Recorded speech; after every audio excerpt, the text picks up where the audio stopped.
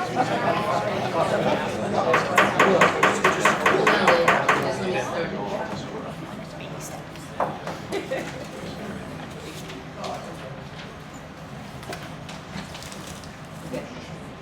called.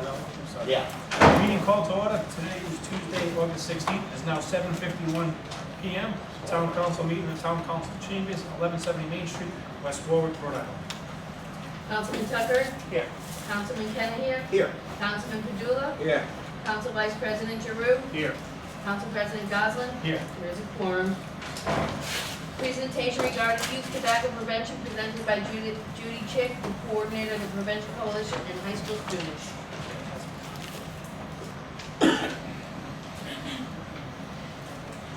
Good evening. Hello, Just state your name for the record. my name is Judy Chick, and I am the coordinator of the West Warwick Prevention Coalition. We would like to thank you for giving us the opportunity to speak to you. I have a group of awesome high school students who are going to tell you about an exciting initiative that they're working on, and they're going to make a 15-minute presentation. Thank you. Good evening, members of the West Warwick Town Council. My name is Leila Jorio, and I'm here with a group of students from West Warwick who are done with destructive decisions, specifically in our stance today, tobacco. This wonderful group and I, along with our helpful adult advisors, traveled around the town of West Warwick in search for how tobacco was displayed in stores.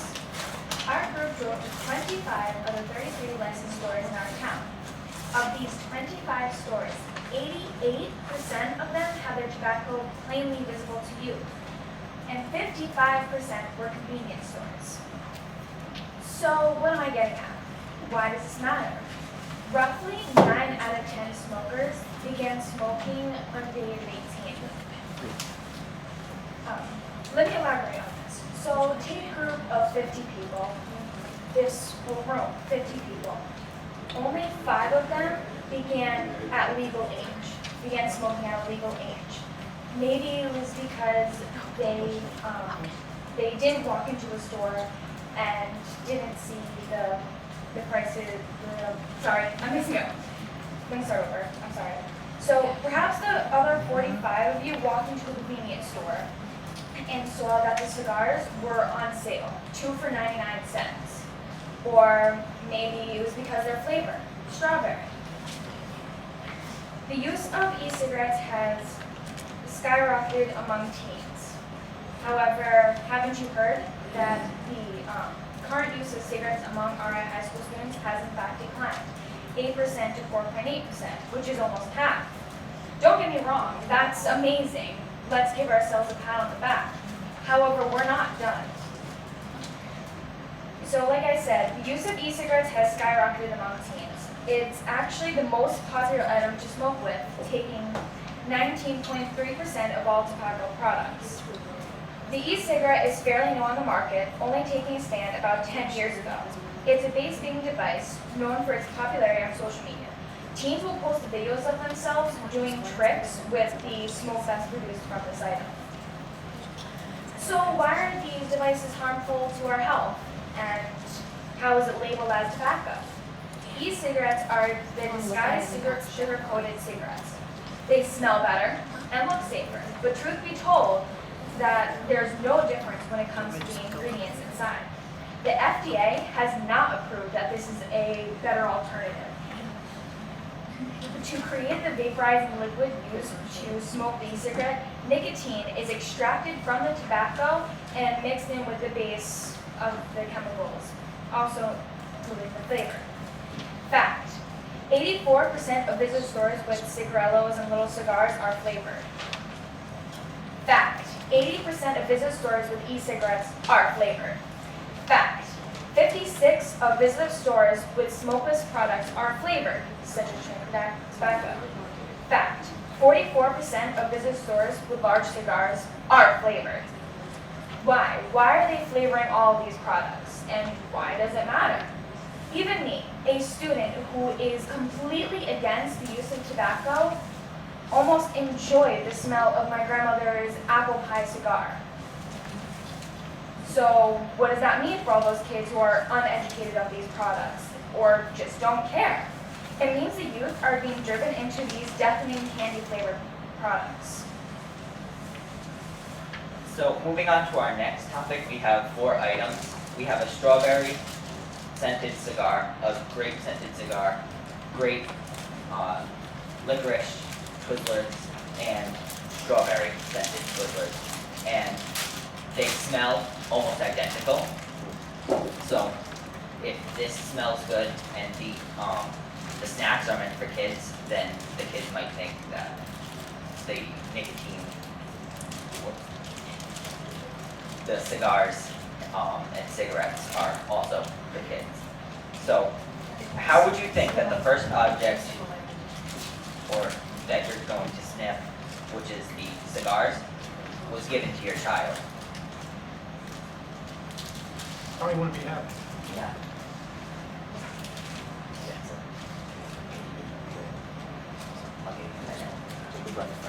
I already ate it.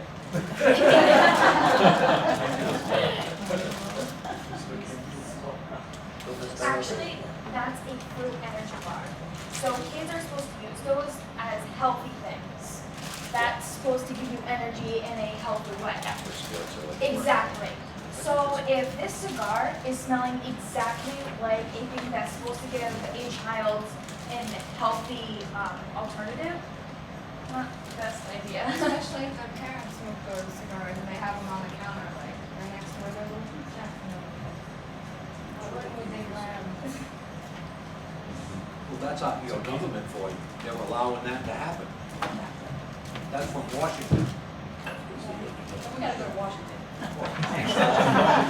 I mean, That's your next trip. right, the food labeling, these big corporations pay so much money for these politicians to get elected that they own them.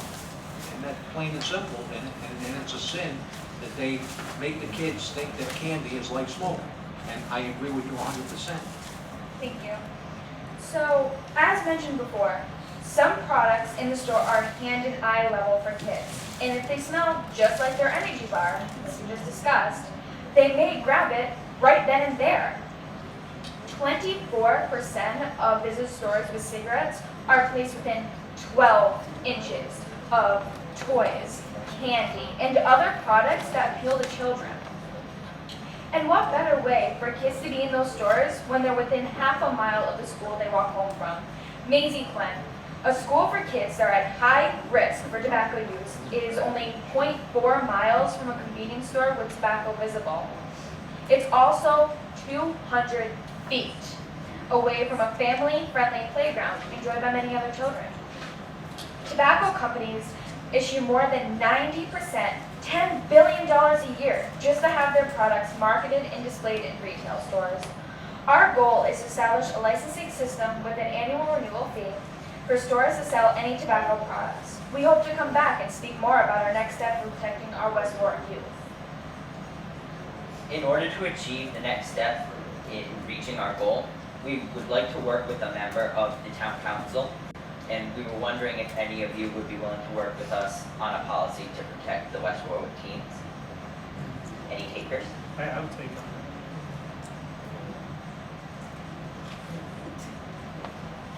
It's in your ward, too. I like a one-on-one meeting. Yeah, so we were thinking we could have just a quick one-on-one meeting with you to discuss further ideas and just to really establish what we want to do. If you contact Councilman Cosmo, spread out to the council, maybe you can meet with all of us at some point. That would be amazing, thank you.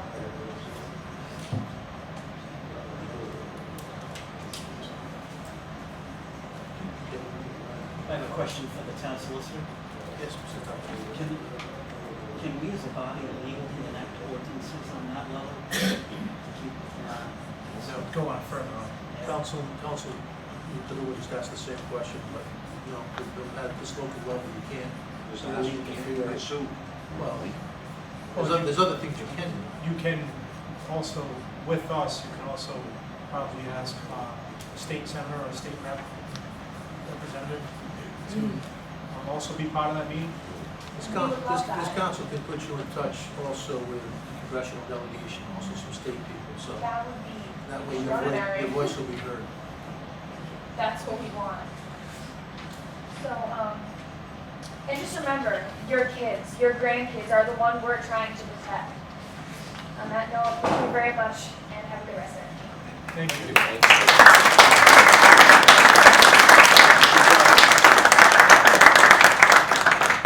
It was a very nice presentation. I applaud you guys for it. Thank you, Judy. Judy actually has our email address, my email address, and the rest of the council, so you can reach out to us any given time. Thanks.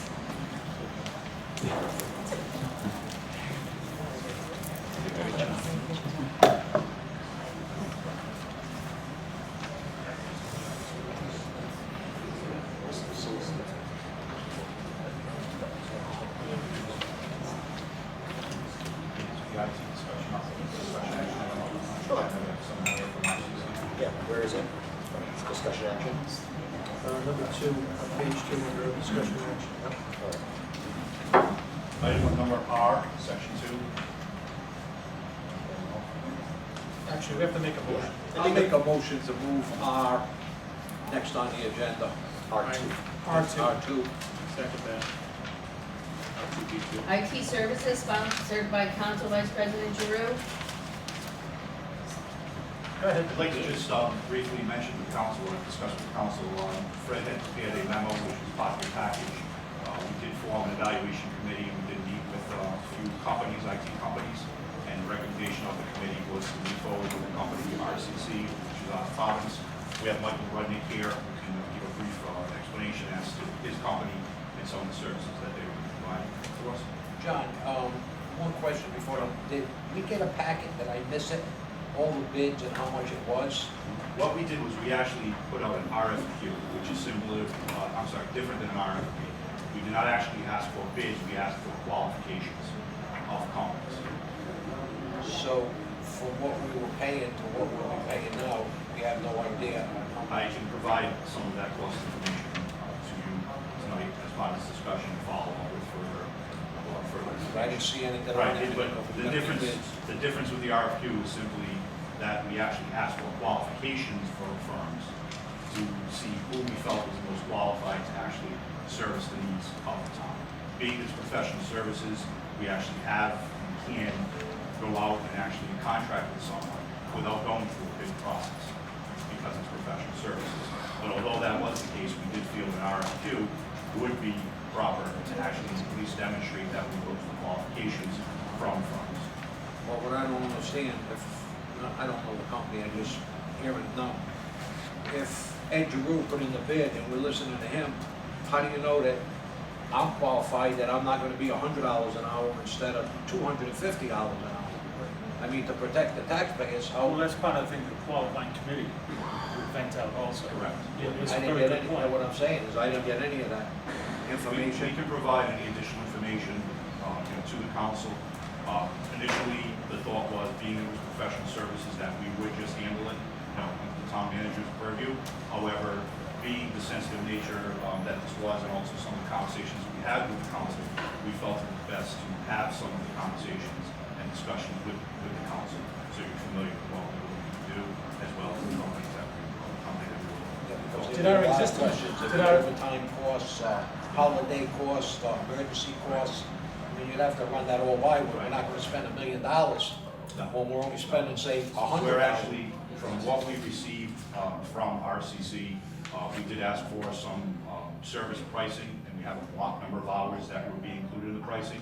And our estimations, the estimate that we came up with, that we could be saving anywhere from $500 to $1,000 a month potentially, by not just having this particular firm, but also by planning for the future when it comes to replacing the equipment, not being caught behind the 8 ball when we have 20 PCs to replace all at once.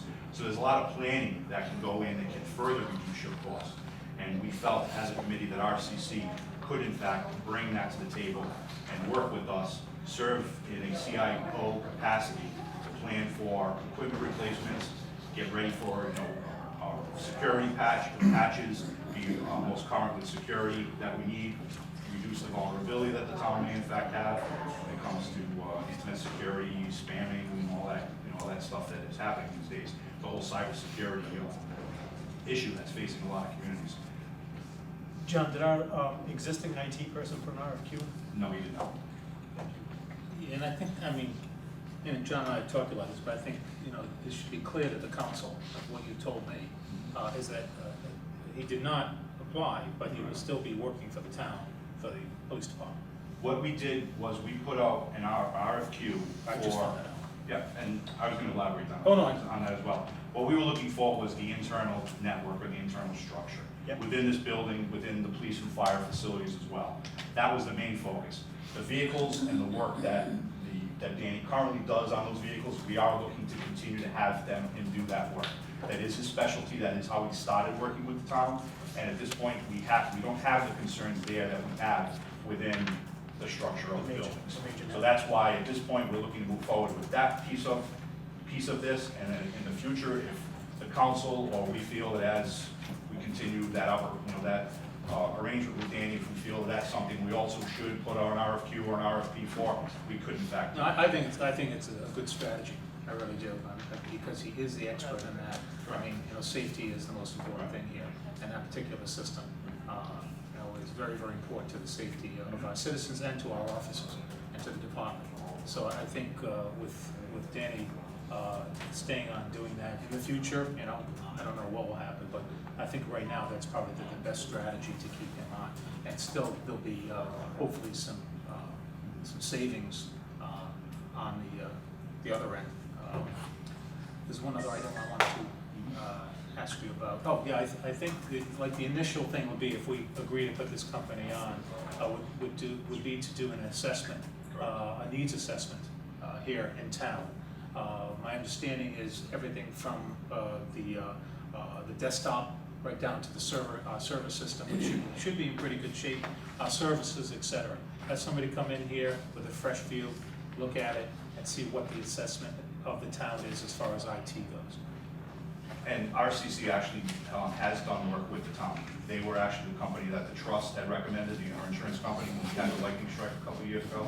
They actually assisted us and worked with us to prepare the RFP for that network migration. Now, they did not sell us any products, just to be clear.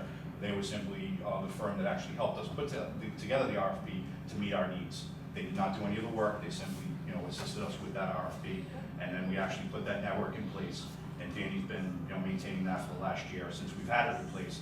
But they are familiar with some of some of our needs. They're familiar with some of our equipment. So we feel that they also will be able to hit the ground running because they are familiar with the town. Yeah, and I think it's going to be very important to track this very carefully.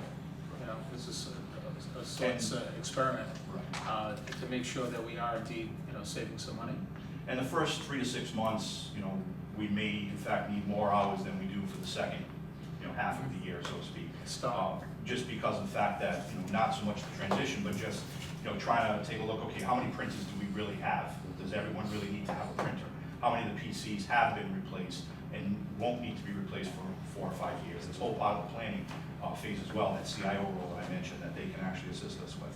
So, you know, we, again, as a committee, we felt, you know, they would be a good fit for us, and they've actually demonstrated, you know, their ability to work with us based on our needs, even, you know, in a semi-capacity that they may have had with the Office 365, that they assisted us with the transition for that, the networking RFP that I mentioned.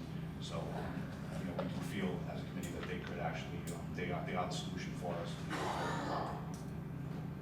And, you know, Michael's here, and obviously, he's going to just give you a little bit of an introduction and also answer any questions that the council may have for him or for me as we discuss it. Come on up, Michael.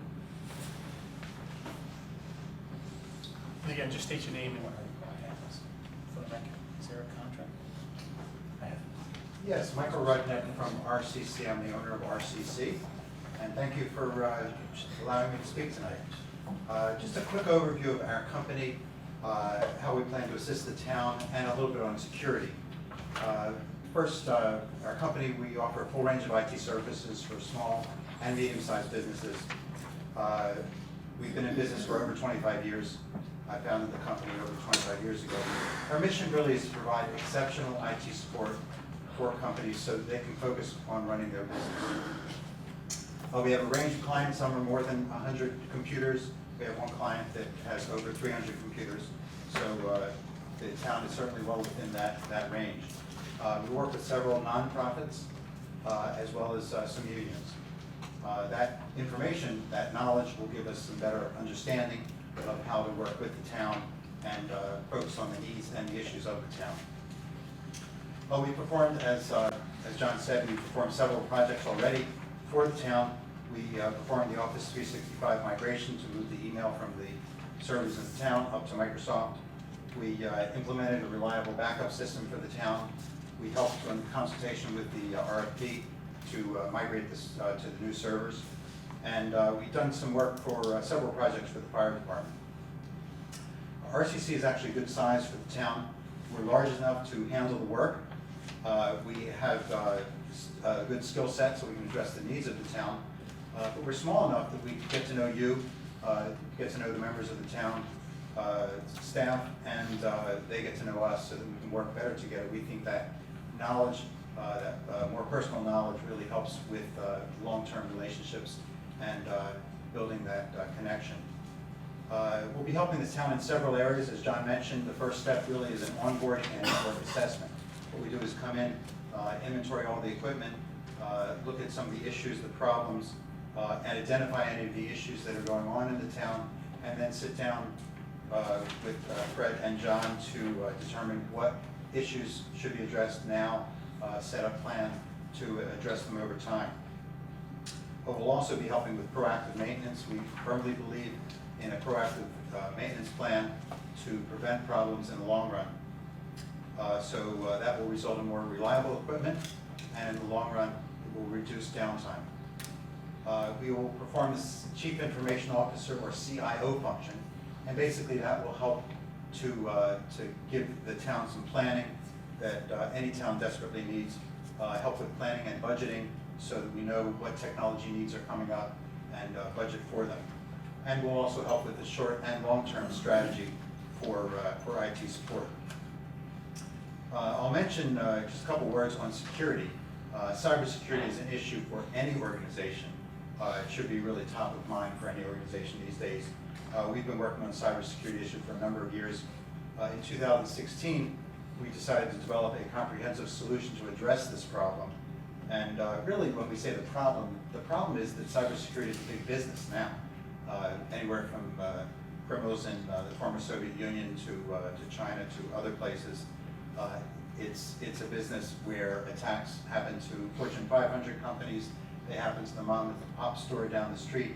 It's a horrible situation. Every organization is affected, and every organization needs to have a proactive plan to prevent. One example of that is ransomware. If you haven't heard of ransomware, it's really a program that gets installed on your computer. Once it's installed on your computer, your data files get encrypted, so you can't access them. You can't use the files until you pay a fee, and essentially your files are held hostage, held ransom. Our planned security solution will address that in three ways. We'll prevent problems, we'll mitigate problems, and we'll educate. On the prevention side, we will work with organizations to reduce spam, to block websites where there might be a hacker or a cyber criminals, and we'll also provide vulnerability testing to make sure that there's no ways in that a hacker could get in. An important part is education, training staff so that they know what to do in the event there's a problem, or whether to click on that link that might say, we've got a UPS package for you, which in fact might not be a UPS package. And mitigate, unfortunately, companies do get hit. So prevention isn't always the solution. Sometimes you've got to mitigate the problem even if it occurs. Fortunately, the town has a good backup system. What we will be doing once we start working with the town on an ongoing basis is to check the backups, make sure they work properly, make sure there's no problems there. Then if the town gets hit, if there is a problem, we have the backups to rely on. So that's a quick overview. I don't know if you have any questions for me. Yes? Brian? Oh, How many technical employees you have? we have a staff of 6. Okay. And where are you looking? We're located in Providence, about a half an hour.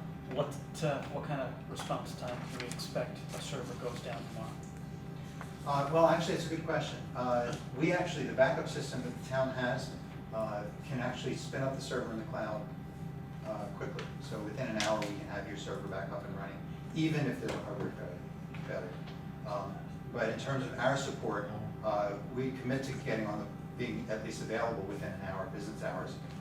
And so if there's a problem, we're either here virtually or we're here physically within an hour. And how are you deploying patch management at the desktop level? Right, we have a tool, we call it Sentry. Basically, it's a remote monitoring and management tool.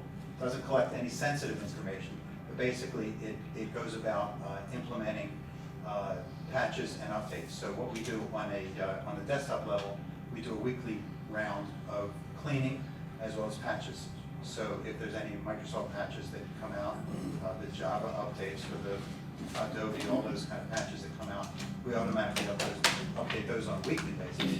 With the servers, we manually update them because we feel that they're a little more sensitive, and so we manually update those on a monthly basis. Do you test the patches before you deploy? We do. So the response time would be an hour even if it was a holiday or off hours? Actually, that's business hours, and we So discussed that. on emergency, how much response time do you need? With an emergency, we provide best effort. If the town needs it, we can provide 24 hours support. In other words, if that's a requirement of the town, we can add that. Well, I mean, you don't know if it's a... Well, no, a typical scenario is that the dreaded Friday afternoon Right, crash, Right. right? Yeah. It's gonna be right to the weekend. Yeah. I always have And some- let me actually touch on that, because that is an important point. So we do provide monitoring and management. So for instance, if the server went down Saturday at 3 a.m., for example, our staff would get a notification. They might not respond to it at 3 a.m. on Saturday. Probably when they wake up in the morning, they'd say, oh, there's a problem. And we would have protocols. So we would decide, what do you want us to do? Typically, what we would do is we would have an emergency contact with the town. We call up whoever it is, maybe it's John, or maybe it's someone else. We call up, okay, what do you want us to do? Is it something that can wait until Monday? Is it something that we should do over the weekend? So that's typically how we do that. It's not 24/7. Yeah, so the point is, we're not going to respond in the middle of the night, but we do get the notifications 24/7, and so that we would respond to next day. But depending on what it is, it may be something that doesn't necessarily have to be done on the weekend. Yeah, You know, some things are that's low where- necessity and some things are critical. Right, You know, if it's, so we would predetermine that, and there would be protocols that would be established, and depending on what actually happens, yeah, they would be in contact with us. I can tell you that when it comes to Office 365, I'm an administrator right now on it, so if there's any, I have the admin app right on my phone. If there's any email issues, I know. So there are ways of knowing and determining what needs to wait, what can wait, and what can't wait. Now, obviously, if it's something that is mission critical, then it will be addressed however it needs to be addressed to avoid any downtime, so. Right, and that's a very good point. We've been doing this, we've actually been providing corrective management and maintenance for, since, I think, 2004, 2005. So we know the business, we know the likelihood of failure, and we also know the priority. That is, let me give you an example. A backup fails. Well, we need to deal with that, but we don't need to deal with that at 9 a.m.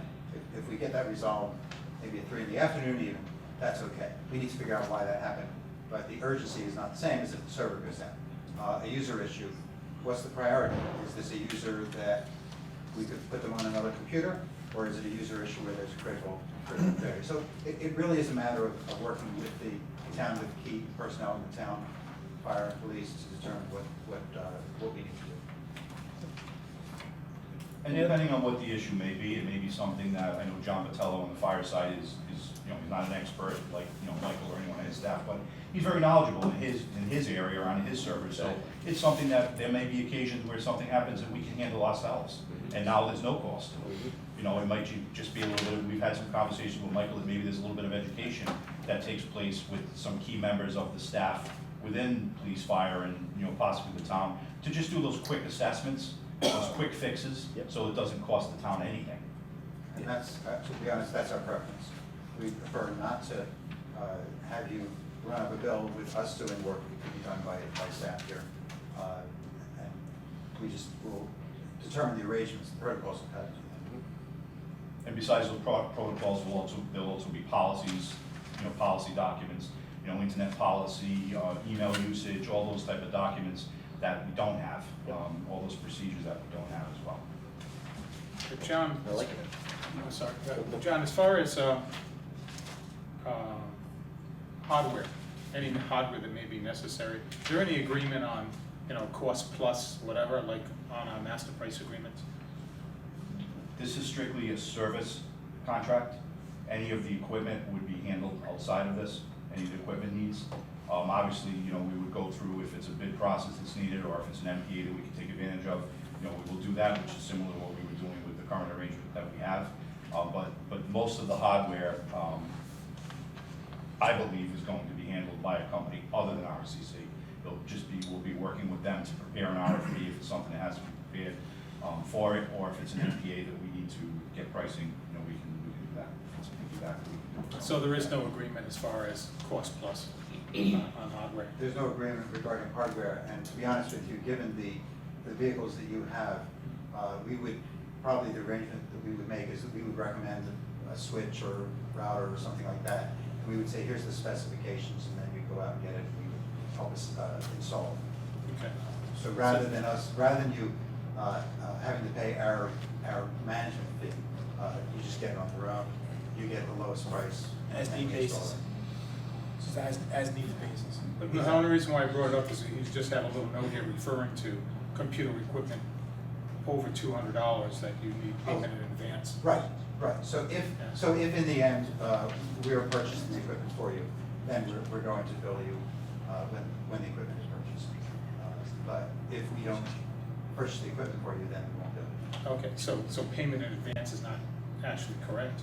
Payment advances, that's technically, we do not charge you until we order the equipment. But if you're not ordering the equipment through us, then we're not going to bill you. No. I don't think we will. Sorry. Thanks. Any other questions? Thank you. And just for quick comparison purposes on the costs, I know in the documents you handed out, you did see the pricing for this, and one of the actual pages includes the current services that we have, but if you look at the second, the first appendix one, first page of the appendix one, where it talks about the total ongoing charges, $66.99.50, we're currently spending anywhere from $700 to $7,500 per month with the current arrangements that we have, and that's just in services alone. So that's the savings that I. That's no overtime, no special rates? No, basically, Danny charges us, an hourly rate, and he has been providing the services, and his cost of that same over the last 2 fiscal years has averaged, around that $7,500, $75,000 on a monthly basis on an average. So you can see, some savings just initially. But again, it all depends on, being, preventive maintenance, and, the education portion that might be referred to in the planning. Thanks, Jeff. Thank you.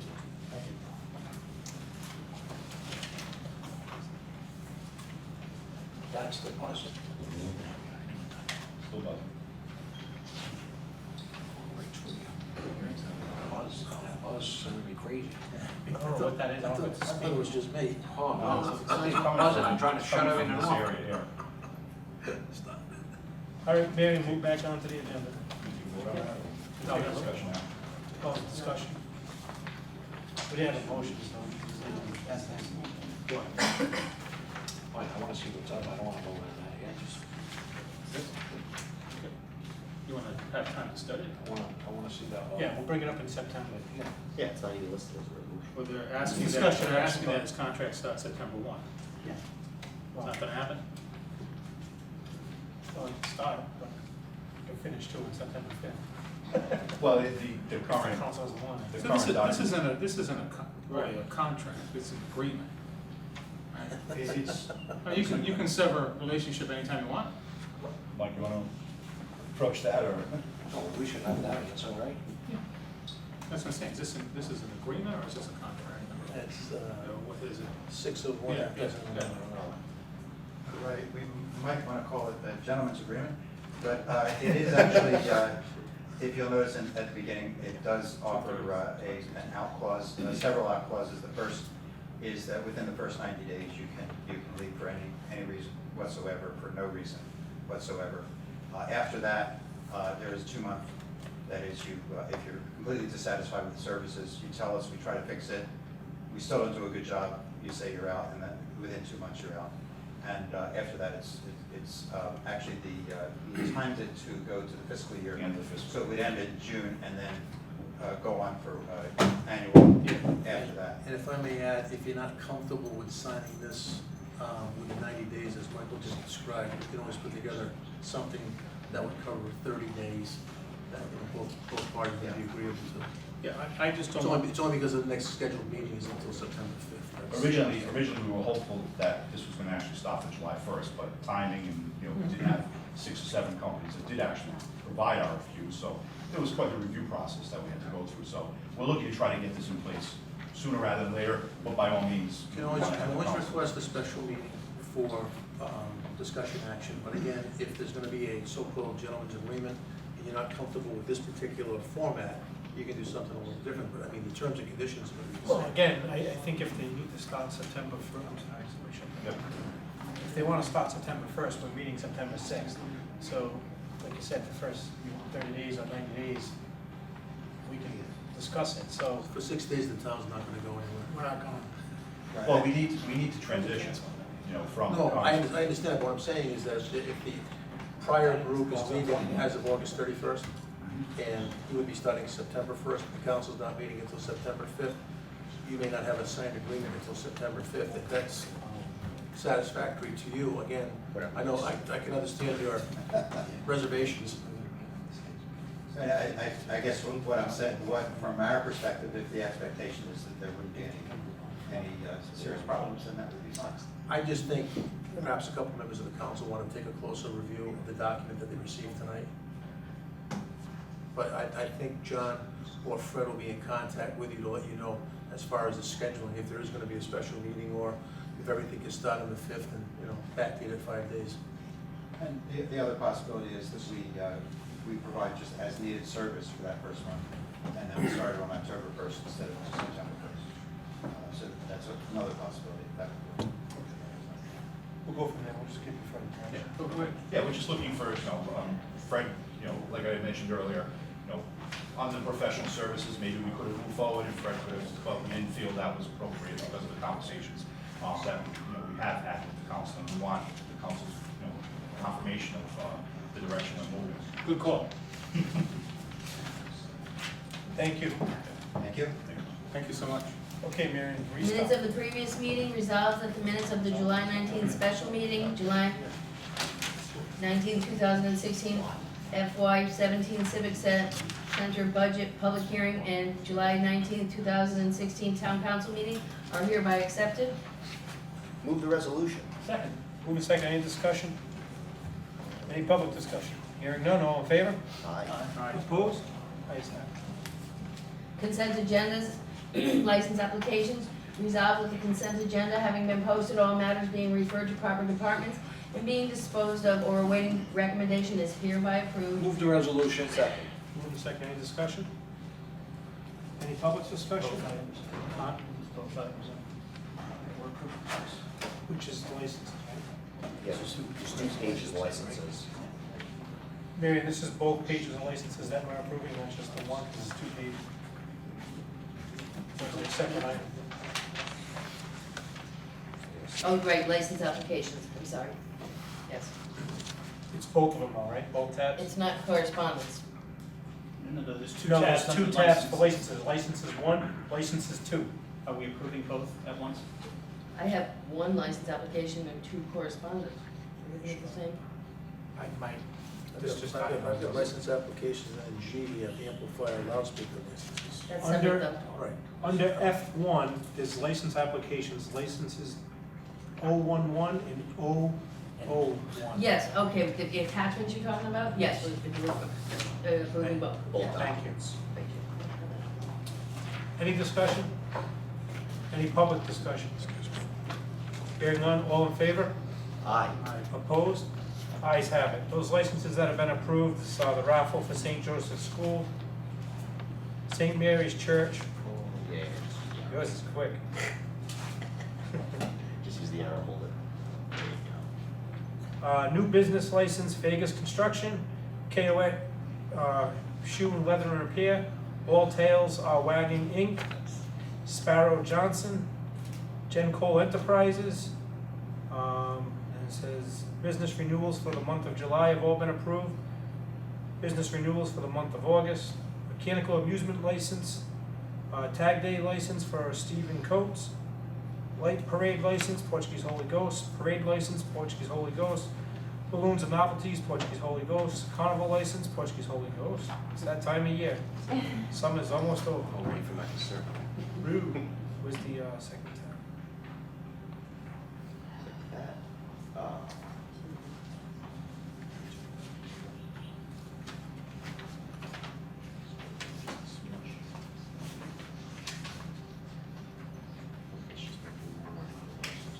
And yes, that's just one. so those licenses have all been approved. The consent agendas correspondence. Resolved that the consent agenda having been posted, all matters being referred to proper departments and being disposed or awaiting recommendation, the same is hereby approved. Move the resolution. Second. Moving second, any discussion? Any public discussion? Hearing none, all in favor? Aye. Aye. Opposed? Ayes have it. Amplifier loudspeaker. Resolved that the town council hereby approves the following application, Holy Ghost. Attention Paul Garcia, date September 2, 3, 4, and 5, 2016. Location 11 Ventura Street, time 7 p.m. to 12 p.m. Move the resolution. Second. What dates do you have on that? Yeah, that doesn't jive with us. Yeah, August 20th, She 16 said on September top. 2nd, 3rd. The attachment says September 2nd, 3rd, 4th, and 5th. That's further down. Why does it say August 20th? G1. Yeah, and then it's 11 a.m. to 11 p.m. on this. Right, and then we have Hold on, I don't have. Holy Ghost Let me see. location. No, I see it. August This one. 20th. What's that? Is Paul here? Hold on, let me see. Hold on, let me see if I have. What's going on the 20th? August 20th might be President's Night. I'm not sure. Can't tell. They may be watching the crown down and whatever else. It's about that week. I think his, let me see what his paper application says. Okay, well, let me go back and read this here.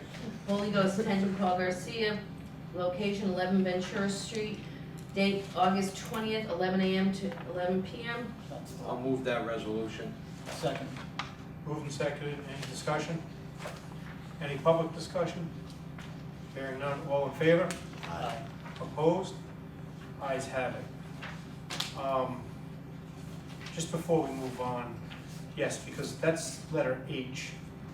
I just want to make sure that it's still on there. It is. Letter H is on there, so right now we're on. That was Portuguese American Citizens Club H. September 2nd, 3rd, and 4th, and we don't have the Holy Ghost on there. The Holy Ghost has It's a got an different G1. attention. Yeah, but the Holy Ghost should have an amplifier loudspeaker Right, license for for September second, 2nd, third, 3rd, fourth. 4th. And 5th, I think, Hold on, let me have my- because that's not even on this agenda. It's not on the agenda. The only thing on the agenda is Portuguese American That's Citizens probably Club. President, isn't it, right? Yeah, of course. There's no application for that. Portuguese Holy Ghost is signed September 2nd, 3rd, and 4th, and 5th. Which that's the- Amplifier speaker permit. Who's that? Where do you have that? That's Holy Ghost? Holy Ghost. How do you have it? It's not on our agenda. I've got it on the paper agenda. And we also got the Portuguese American Citizens Club amplifier band, September 2nd, 3rd, and 4th. The agenda states August 20th, but the attachments do not state that date. The attachments are for the 2nd, 3rd, 4th. I've got the agenda from the Secretary of State, and it's got the Holy Ghost for August 2nd, and it's got the August Portuguese. 20th, I mean? August 20th, and it's got the Portuguese American Right. Citizen Club for the 2nd, Well, 3rd, 4th. I'd like to make an amendment to this. The Holy Ghost should be August 20th, September 2nd, 3rd, 4th, and 5th. I'll second that From amendment. 7 to 12. Because I'm only gonna get a phone call next week saying, do we approve this? Yeah, and it's from, Well, because you've got a Portuguese Holy Ghost Society, you've got 4 different items for the Portuguese Holy Ghost. They're here Society. every year, I mean. And No, it's no, I know that. It's all September Someone's made a 2nd, 3rd, mistake 4th, here. and 5th. I don't even know where that August 20th date is coming from. Well, it's gonna be like David said, either the crown or No, presidents. no. The August 20th date is what's on the agenda, but on the actual paperwork, it's clear that September 2nd, 2, 3rd, 3, 4, 4th, and and 5. 5th. No, it's wrong. It's wrong on the Secretary of State's. Well, the agenda is correct on the Secretary of State. We got carnivals, we got balloons and novelties, and we got amplifier loudspeaker, all saying September 2nd, 3rd, 4th, and 5th for the Portuguese Holy Ghost Society at 11 No, Ventura. That's, we already approved that under license application. Right, and then we So, have the parade. Again, obviously. I wanna make August 20th, 2nd, 3rd, 4th, and 5th, they're approved. yes. All in favor? Aye. All right, opposed? Ayes have it. Christian Hill Community Church. Attention, David Seamus, location 50 Tioga Ave, date September 16th, 2016, 6:30 PM to 9:30 PM. I'll move the resolution. Second. Moving second, any discussion? Any public discussion? Hearing none, all in favor? Aye. Opposed? Ayes have it. Club Frontenac, attention Ralph Svevingson, 1143 Main Street, August 28th, 2016, noon to 10 PM. Move the resolution. Second. Moving second, any discussion? Any public discussion? Hearing nothing, all in favor? Aye. Opposed? Ayes have it. Resolved that the town council hereby approves the following application for amplifier loudspeaker permit and dance live band, Portuguese American Citizens Club, attention Christopher Souza, date September 2nd, 3rd, and 4th, 2016, location 97 East Main Street, time 8:30 PM to 12:30 AM. Move the resolution. Second. Moving second, any discussion? Any public discussion? Is anybody here from the Portuguese American Citizens Club? No. They're not the 5th also, just 2nd, 3rd, and 4th? Yep. Okay. All in favor? Aye. Opposed? Ayes have it. Cancellation of taxes, resolved that the cancellation of taxes in the amount of $38,451.75 presented by the tax assessor for approval of the town council in accordance with Article 25, Section 5 of the West Warwick Code of Ordinances is hereby approved. Original list is on file in the office of the tax assessor. Move the resolution. Second. Moving second, any discussion? Any public discussion? Hearing none, all in favor? Aye. Opposed? Ayes have it. Verizon, New England Inc., and Narragansett Electric, New London Avenue, resolved that the town council hereby approves the petition number RI 2016-13 from Verizon, New England Inc., and Narragansett Electric Company proposing to place one new push brace 43 PB attached to pole 43 on the westerly side of New London Avenue and the easterly side of Earl Street. Pole 43 is approximately 118 feet southwesterly from existing pole 42 as shown on the attached plan. I'll move the resolution for discussion. Second. Moving second, discussion? Yeah, yes. There's a problem here. Several years ago, we did some drawings and some preliminary engineering work with the end game modifying Earl Street. So instead of being a Y like that, where people can just roll right down Earl Street without coming to a stop on London, right now, you would never have a design like that with a traffic light or something, because there's no incentive for the person to slow down before they come up Earl Street. One of the reasons why they have a lot of speeding on Earl Street. The proposal, and we went as far as to even talk to the landowner, was to grab that corner, that triangle piece, that if you have the drawing in front of you, the triangle piece where they're proposing to put the push brace PB43 right on the corner there of Earl Street in London. That piece would be completely eliminated, and the road would make a 90-degree rather than a 45-degree entrance into Earl Street. Again, the study was done, the engineering was done on it, it was a few years back, we were waiting for some money. We had talked to the property owner, and he was in agreement, didn't arrive at a price yet, but in agreement to sell the town, that little piece right there. David, do you know what a push brace is? Is that just a guide wire, or is that gonna be Usually, it is a guide wire that brings the pole back and keeps the pole from adjusting. but is that what, do you think this is, because they're calling it PB 43? Push brace 43? Oh, I can't even answer that. Yeah. I can tell you, my opinion on anything that National Grid and Verizon does in this town right now should be stopped. Definitely. Because I took a ride around my neighborhood. Mine too. I started writing down every pole number that has multiple poles that have been sitting there for over a year. Sidewalks that were not fixed, and now they expect us to fix them because they said they don't have the personnel to fix them anymore. So they're removing poles out of sidewalks and leaving the holes in the sidewalks. Leaving craters. And I had constituents filling up with sand in their yard. So I personally, I'd stop all work that National Grid and Verizon is doing in the town until I get last year's work done. Because it's amazing how quick they can get something they want to do done, but we need them to do stuff, they don't want to do it. Well, and that's a good argument also, but in particular, this particular push brace that they're asking for would be in complete conflict with the future goal of the modification of Earl Street to New London Avenue, and it's a safety factor. I also don't like the idea, even if that pole, if it wasn't for changing the way that the configuration of the street is, that pole right on the corner, like right there, is just a target for cars. Joe Argenti, and we don't realize, we have Joe Argenti coming in at 4 o'clock in the morning, checking out the telephone pole lights, making sure they're working, also sending constant emails to Verizon, National Grid, to get poles transferred. And what National Grid, Verizon doesn't realize, they own the pole, but they don't realize the time and labor that we're spending for this gentleman to be doing this amount of work. Their job. And doing their job, exactly. These We're poles paying. were replaced not this spring of 2016, spring of 2015, and they're still sitting here.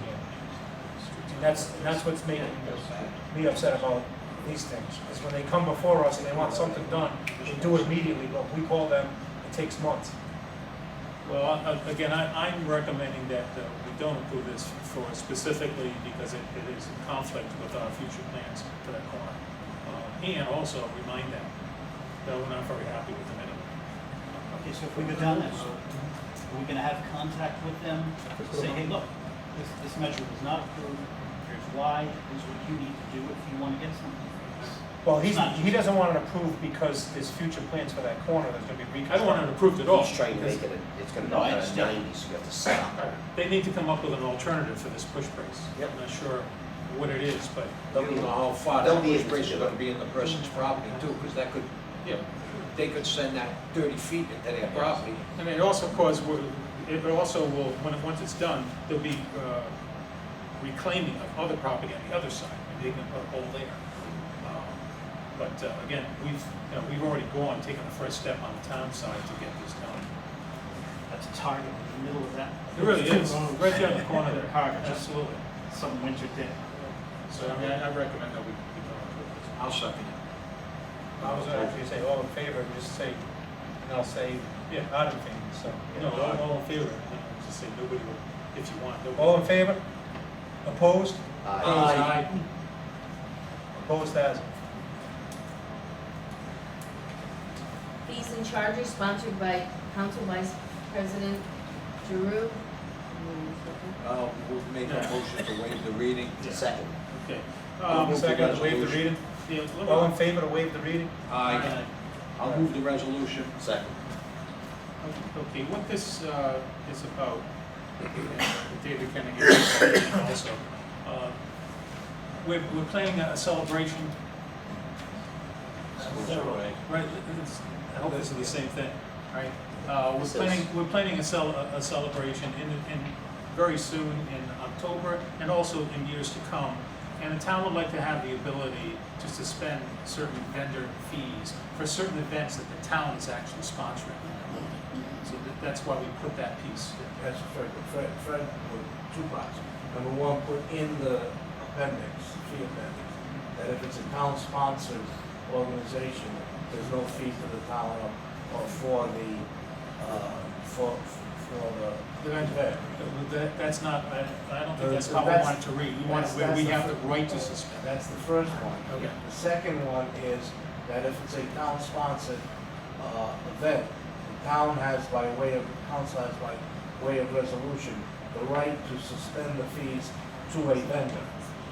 It's a two, one is the actual event itself.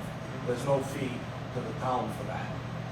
Oh, I see, okay. And, but the one that the council wanted, that Fred asked me to put that in, as well as if you're sponsoring something and the vendors come along, you can vote by way of resolution to suspend the normal vendor fee. And again, some might say, well, why shouldn't that vendor be charged a fee?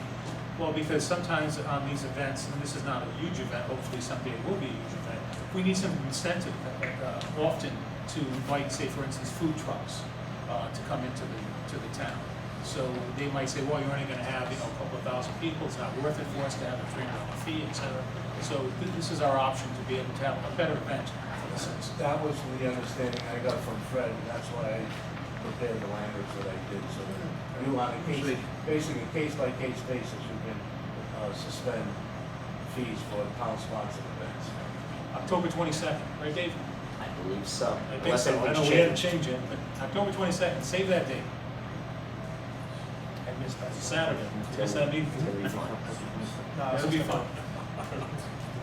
Might be cold. Okay.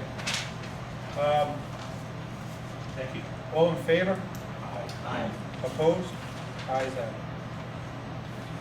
Bid award, 3-year audit, FY 16, 17, and 18, resolved that the town council hereby approves the bid award to Markham in the amount of $255,000 as approved by the Auditor General and required by Rhode Island General Laws 45-10-4. Move the resolution. Second. Moved and seconded. Discussion?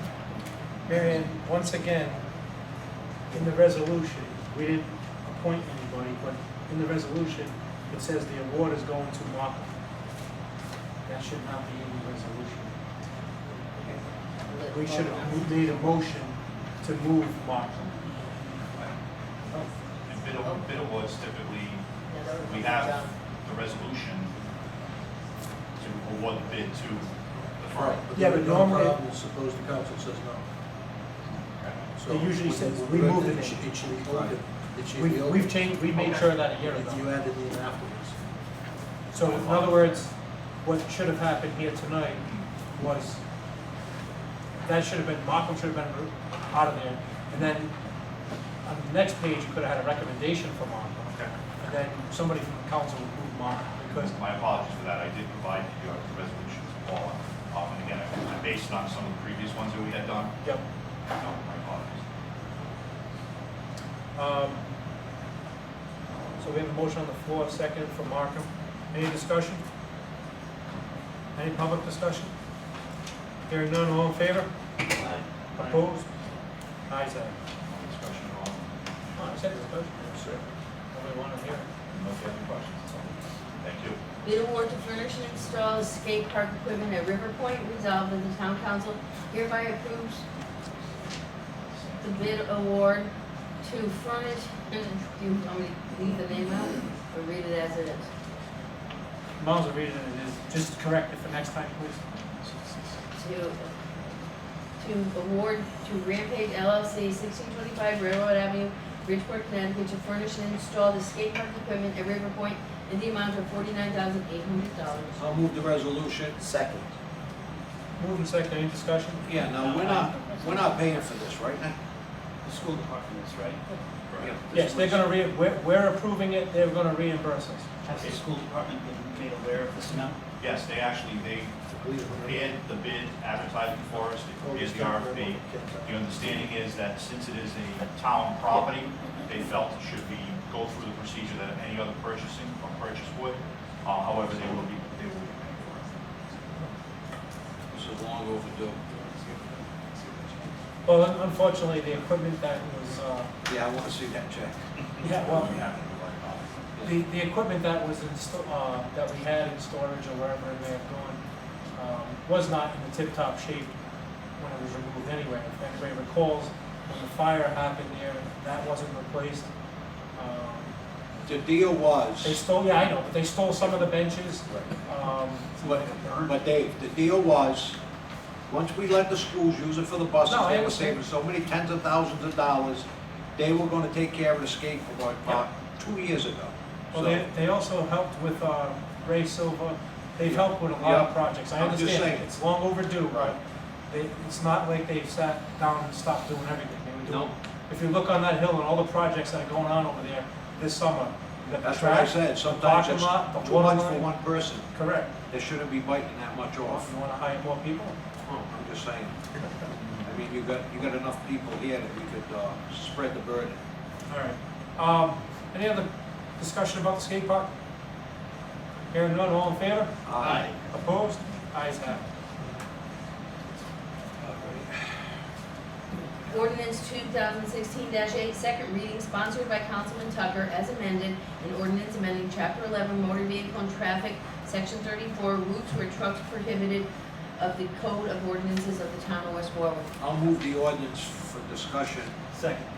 I'd just like to amend this before we get into this, to add Wakefield Street. Wakefield Street was supposed to be added to this. So I'd like to amend this ordinance with Wakefield Street added to it.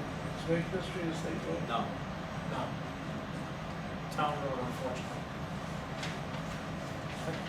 State did a nice job fixing it the first time. Yeah, second. Second, and adding Wakefield Street. To the left. All in favor for adding Wakefield Street? Main Street, Providence Street. Wakefield Street, as you go around that corner. You wanna add it? All in favor? To Aye. add Wakefield? Now we can go on to discussion. The reason is, because when these tractor trailers, you know, they're crossing that double yellow line. And when the cab goes, the body's following, coming over. I almost get hit every morning. All the constituents on Wakefield Street, they agree that was not meant for huge trucks. We have tractor trailers coming through there. We have asphalt trucks. We have construction trucks. We stop them from cutting down Grandview and Clyde Street. They have Providence Street and Main Street to use. So it's the same as East Greenwich Avenue. They can't handle that kind of traffic, trucks. No, I agree. So, I mean, it's just an accident waiting to happen, and I just wanted to amend it. Angelo, I'll make you feel good. When I was a kid. It was a cow patch. And they just took sand from the back of the truck.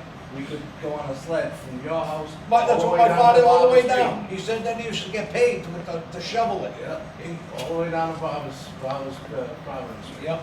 There's a lot of roads in my ward that are on this list, and I don't think there's any argument that it's gonna probably make it a safer.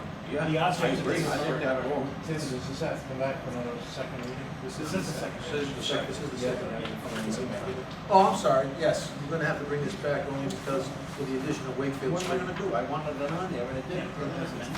No, because the notice only contained all of the streets with the exception of Wakefield. Obviously, somebody could discuss Wakefield Street, so you have to re-notify it. There is one comment on this that I'd like to bring to the council's attention. The last paragraph, C, the one regarding you're authorizing the police to enforce the violations of diversion routes. I got a call from Representative Morgan, that she got a call from the Trucking Association, wanting to know why all of a sudden the town of West Warwick was gonna start stopping trucks on some highways. Where do we get this power? I then received a letter from somebody from the Trucking Association, and I responded to him, and I quoted for him. Fred President received a document called Roadworks, And in that document, it's the DOT who established these diversion routes. And in that document, it states that the plan is that towns are going to assist the state in doing it. So I sent this detailed letter to him, explaining the whole thing, saying, we're not doing anything other than the town council authorized our police department to follow the state law. And if you've got a problem with it, talk to DOT. I haven't heard a word since I sent that letter out. I had a long discussion with Fred about it. I just wanted to make the council aware that if you get any calls from the trucking association regarding that section, it's a non-question. Their problem may lie with the DOT, not us. Well, and again, this is only to get them to use the proper routes through town and to make our neighborhoods safer. Well, no, David, I'm referring to the last paragraph. It says we are going to enforce the diversion routes around the toll booth. And that's what they said, you know, suppose a truck driver wants to go to lunch. You know, so I explained it to him, I said, look, we're not out on a witch hunt. This wasn't our idea. We got a directive from DOT saying that we are gonna work with the state to implement their diversion. As I said, that was 3 weeks ago. I haven't heard anything, but I just wanted to make the council aware. If you hear anything you want to refer it to me, I'd be happy to take it up. Thank you. What I would do, Angelo, is rescind your motion for Wakefield, then we'll table this to so Al can, Make the amendment, then it will be presented as. then it'll be a second meeting on September and we can pass it. Why don't we just all do it together? No, rescind the motion for tonight's because they're adding Wakefield Street. So you're gonna add a motion to add Wakefield Street is fine, but when you rescind, you can't pass it tonight in the second reading, is all I'm saying. Just take. Well, that's what I'm saying, so we don't have to do it twice over again, we could just table this now. We only have to have one more, because then he can amend it Table it and now, advertise it properly. Advertise it properly. I'll table it till next meeting. Al is gonna instruct So us. I make a motion. I'll submit an amended motion. Right, with correct. that. I make a motion to table this. Second. All in favor? Aye. Opposed? Ayes have it. Ordinance 2016-9, second reading, sponsored by Town Council, and ordinance amending Chapter 8 Garbage and Trash of the Code of Ordinances of the Town of West Warwick. I'll move the ordinance. Second. Move second discussion. I think that's fine, Nicole's here. Yeah, actually, I'm here more for R, or H, for a second, and I just noticed this one, but I think I know why Coleman added this. And it's gonna refer to the letter, because when we were drafting up the letter, not to go to precede myself, but when we were drafting up the letter that's going to go into residents, over 4 units and all that, looking at the ordinance, and writing the ordinance down, it specifies, and I'm gonna share it with you guys now. Is this gonna do the rubber? That's what I'm saying. We're on, It's about So I don't know if this is, we're on answer. Regarding recyclable materials. right, Garbage and trash. I am assuming we want to add garbage, trash, and recycling. Because definitions, if you look in the definitions in the ordinance, I don't know if it's something you guys have been. All this does is it says you can't steal the cans from the recycling. Oh, that's a different thing, okay, so you pulled me up on the wrong Sorry, one. never mind. But now you're prepared.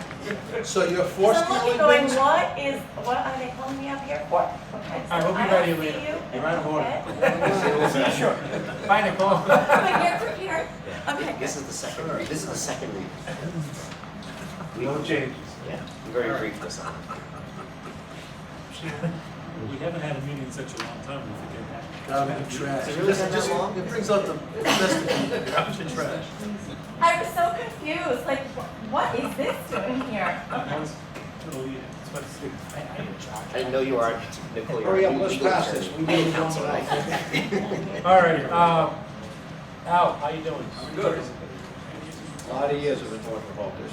Again, this is something I know Councilor Madula has brought up.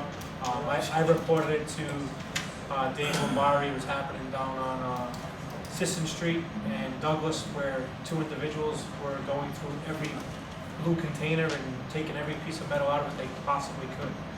That's taken money from us. We do get revenue from the state on that, so it's outside the bin, it's on the curb, it's out for trash or whatever it may be. I know we have issues with that, but that becomes a free-for-all. But if it's inside our bin, it says Town of West Warwick on the side of the bin, it's ours, so they should not be taken out of the bin. There is an exclusion in there for the person who's putting it out. Then again, I know people sometimes throw a refrigerator on the curb knowing it's gonna go within a half hour to an hour, or that day anyway. So that's their choice, but anything in the bin is ours. Any other discussion? Any public discussion? Hearing none, take a roll call vote. Brian? Yes. Angela? Yes. David? Yes. Ed? Yes. And I vote yes. Hallelujah. Ordinance 2016-10, second reading, sponsored by Town Council, as amended, an ordinance amending Chapter 11 Motor Vehicles and Traffic, Article 1, General Section 11-1 of the Code of Ordinances of the Town of West Warwick. Move the ordinance. Second. Moving second, any discussion? This was the amendment to it, Councilman Drew, we added in that the council will act upon the request, shall determine the specific notice to be given regarding the enactment of the ordinance, and shall determine the date on which the ordinance shall become effective. What my thoughts were on this, that if the council passes this, that I would then work with the traffic committee and to try and present something, because it's by way of ordinance, try and present something to the council with an idea as you're discussing it on any given night. Let's say, for example, a stop sign that somebody's recommended. That I'm going to recommend to the traffic committee that what they do is when they decide, they do the study and they say, okay, we'll go along with that traffic, with that stop sign. We're suggesting to the council that you give notice to houses 10 on either side, and that it become effective 10 days after the sign go up, that I would then prepare the ordinance with that information in it, or the ordinance, and submit the ordinance to the council, so that when it comes before you, you will be approving a stop sign at such and such a location with the following notice to be given in this manner, and it will be go into effect 10 days after the stop sign gets erected, so that the council will have that information. And then when it comes before the council, they've got the starting point. If the council wants to change the notice, change the effective date, you can do so. Are these certified notices, or just Well, they will. patrolmen just going door to door? It's Which I prefer, by It's the way. however, it says that the person determines the specific notice to be given, so they can make the recommendation, and you can decide whether or not you want it to be a letter, whether you want it to be a knock on the door, whether you want it to be a piece of paper left. I mean, that's. Yeah, I want an effort made Yes. to Yeah. notify the people. I mean, I don't think certified mail is, I think it's overboard. My I don't concern. need more bureaucracy, The reason I'm suggesting that kind of a recommendation from the traffic committee to the council is because it has to be done by an ordinance. I figured if I get some kind of a guideline from the traffic committee, submit it to the council, then the council can change, can amend. That's great. That you want a written notice, in this case, you want it 20 houses, but you have something in an actual ordinance. Yeah, that's good. Thanks. And then that ordinance will just, in what you've done tonight, is right now you have that appendix C, which has no legal effect. You've made that part of the code of ordinances. That's a perfect solution, thank you. Any other discussion? Any public discussion? Hearing none, roll call vote. Brian? Yes. Angelo? Yes. David? Yes. Ed? Yes. And I vote yes. Thank you, Colin. Ordinance 2016-11, second reading, sponsored by Town Council, as amended in ordinance amending section 18-2, exemptions for persons over 65, senior exemption of the West Warwick Town Code. I'll move the ordinance. Second. Move in second, any discussion? I'd like to just point something out, although this is the second reading and the council did decide to vote on a exemption amount up to $10,000, we do need some guidance. Christine and I have had some conversations.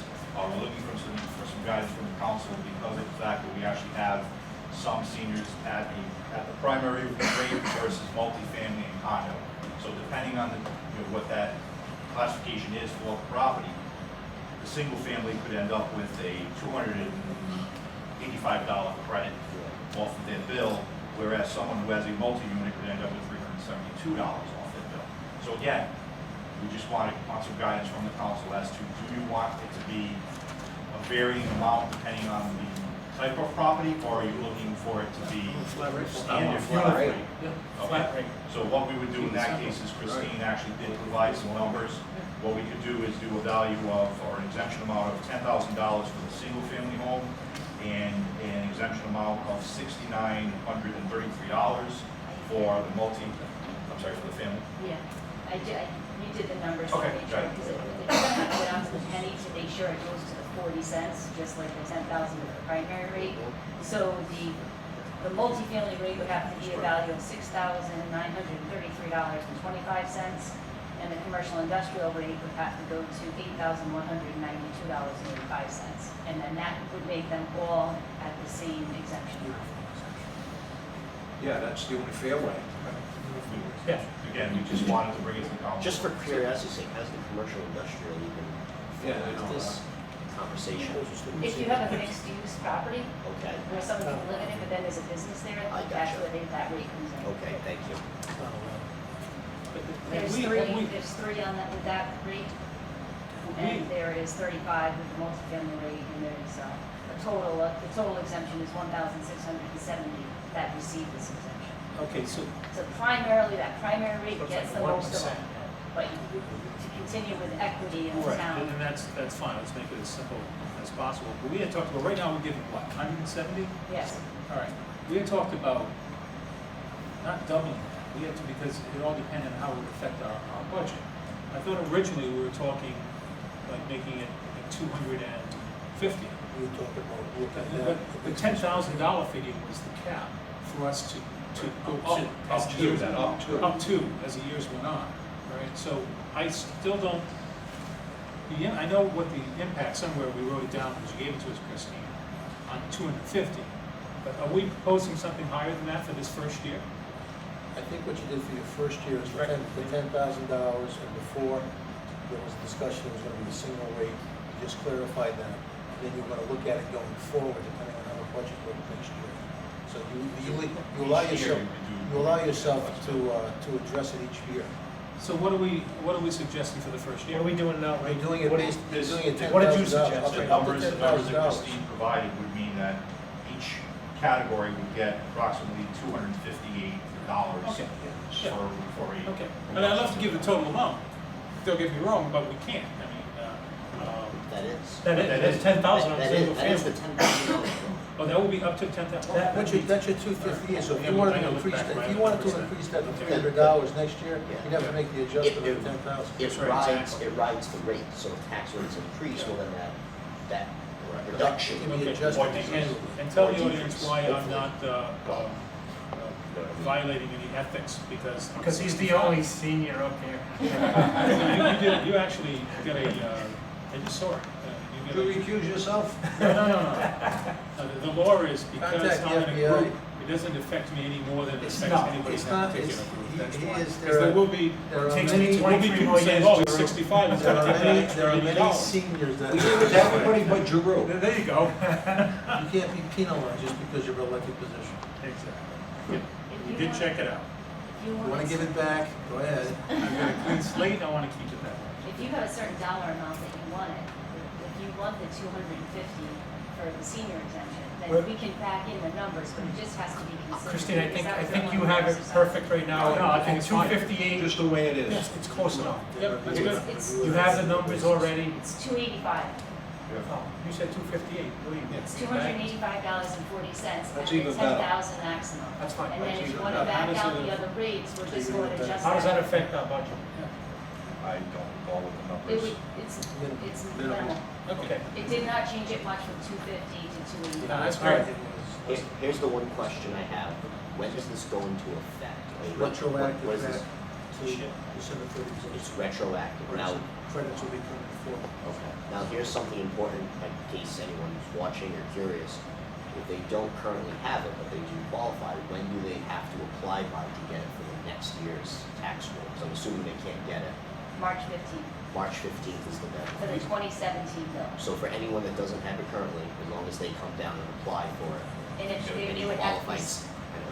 I've been trying. 65. We gotta fix these words. I'm really And as Christine knows how to apply for mine, No, but I this missed is- it by a month.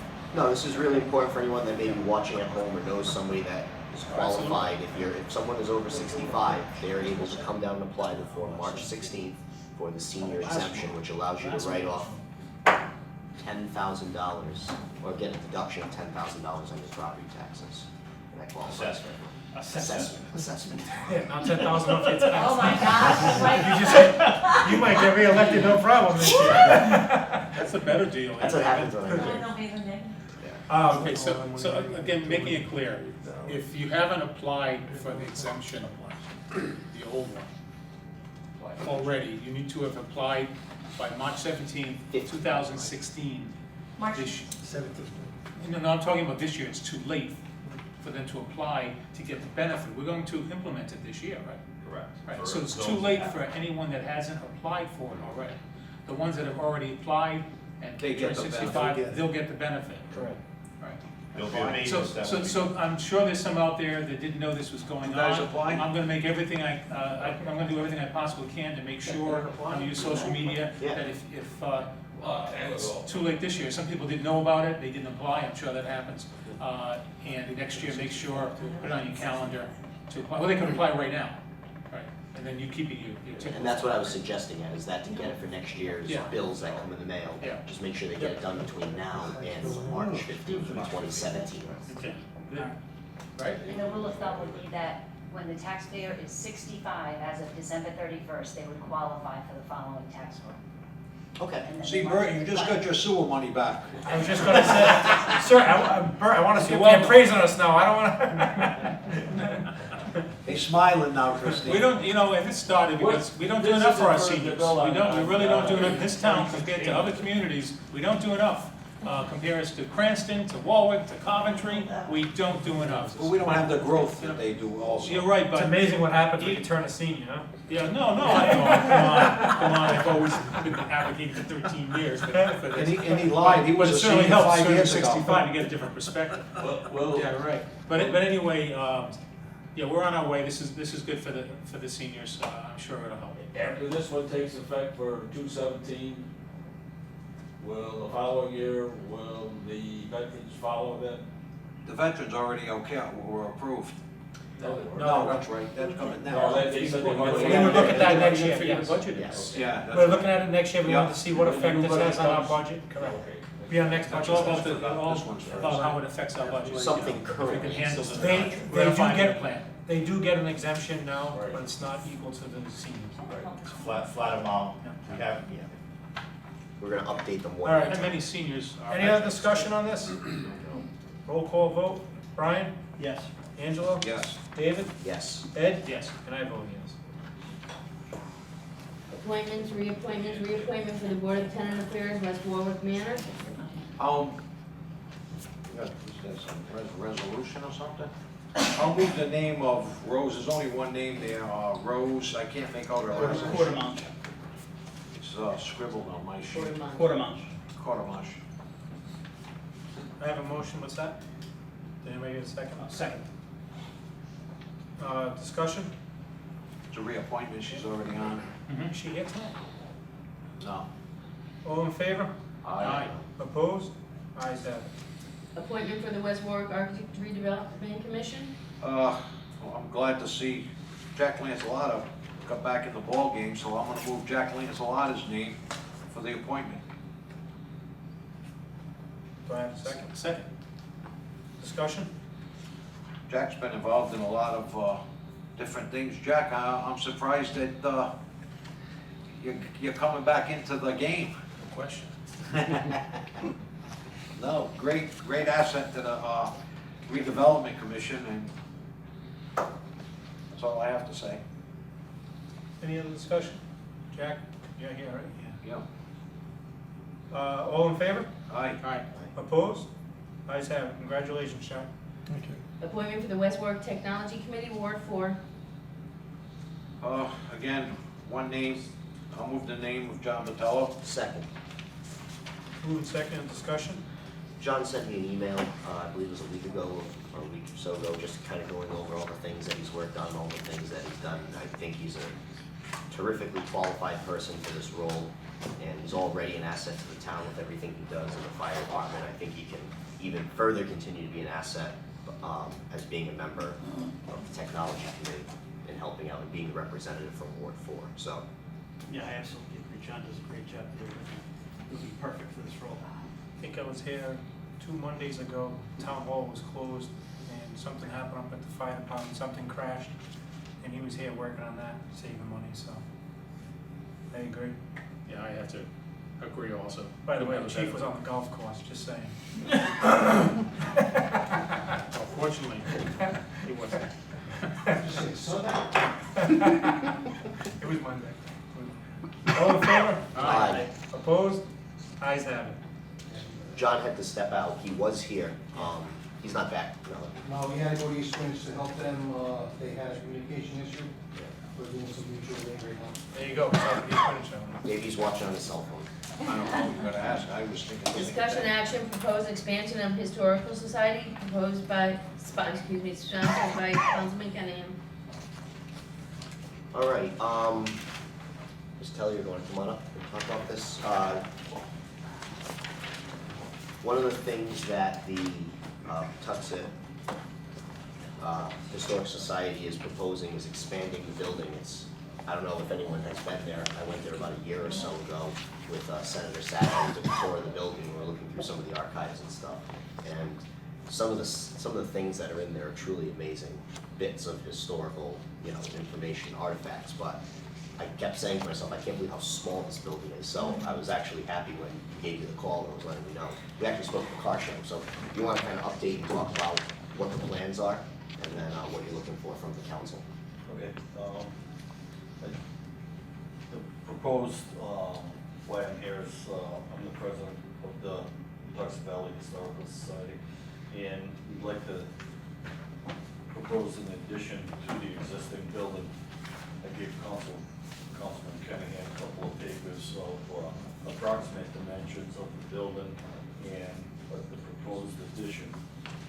A few things that have to happen is we need your permission, being that it's a town building. That's number one. Once we have permission, but if we have permission, then we can proceed with an architect to keep the current design of the building and propose addition. At that time, then we would see what we need for finances and how we're gonna go about it, and we would put out an RFP for construction, and everything that we do, we have to bring to the town for approval. Just a few notes. We need the room. The society has collected artifacts and much information. It's stored on the first floor and in the basement. And the members go downstairs, they cut and paste and put everything in particular order for people to come and do research. So that's one of the things. We'd like to make the new addition open up to the existing building, and we'd like to make it handicap accessible. We do not have that at this time. we would use the new space, and on here it's about 25 by 30, so it's approximate size of this room up until that divider. That's just a rough guess. There would be no cost to the town. We have one of the problems that I foresee, and it's not necessarily a problem up to the town, is a fence that divides the playground would be an issue. You actually would intrude on the basketball courts if you move it over that 17 feet. No, it's actually 12 feet. It says 17.4 on here. I'm sorry, no, my fault. I read it wrong. Yeah, it's 12 feet. How far, because the existing fence right now the is on the existing- edge of the basketball court. There is enough room. There is enough room, which I checked it out. It won't touch the basketball court. It won't affect the basketball courts whatsoever. No. How tall is that fence? I'm sorry? How tall is that fence? I know there's high sections. Maybe 10 foot, a 10-foot fence or something. It's a pretty There are good. some sections that are low, but then around the basketball court, it actually There's a goes back like another section fence. that is a low fence, probably a 4-foot fence, but that one goes right to the corner. It's probably at least 10 feet. The lot that the building sits on is the same lot as the playground, so there's not an issue going to the left. I did check, to meet the requirements, it's in the business section, so we have to maintain 15 feet off the rear of the building and the side of the building. So looking at it, and why we moved this forward, is to keep the 15-foot property line to the right. There's a small line that goes there, that's the existing property line of the fence, so we have to maintain the 15 feet. In the rear of the building, it's at least 24 feet to the next property, so that's not an issue. The biggest issue is moving the fence over about 12 feet. So that's the question I have too. Is the park separate from the Historic Society on a deed-wise? Because if we're moving, No, I have the deed. all right, it's all one piece of property? It's all one All right, that's, parcel. this is the first I'm hearing. Yeah, no, I checked with Fred, and again, you don't have the answer tonight, but I'd just like to propose this and then come back, and if we do have permission. Is this the kind of thing that should go before planning for I like design think, but I aspect? think we might be running into a circle. I think what he's looking to do is it has to go before planning.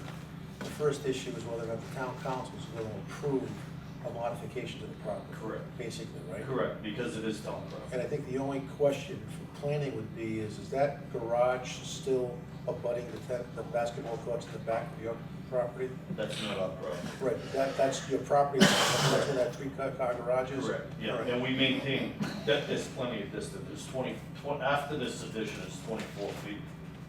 All right, I would think that, based upon the request, that I could probably get together with Al, who represents zoning and planning, get everything that's required, and then get back to the board as quickly as possible. But right now, it would appear that you're probably gonna have to go to planning. But the question is, for the council, is are you going to allow basically a subdivision? No, I don't believe it's a subdivision. Well, you're gonna, because you're creating a new, you're putting an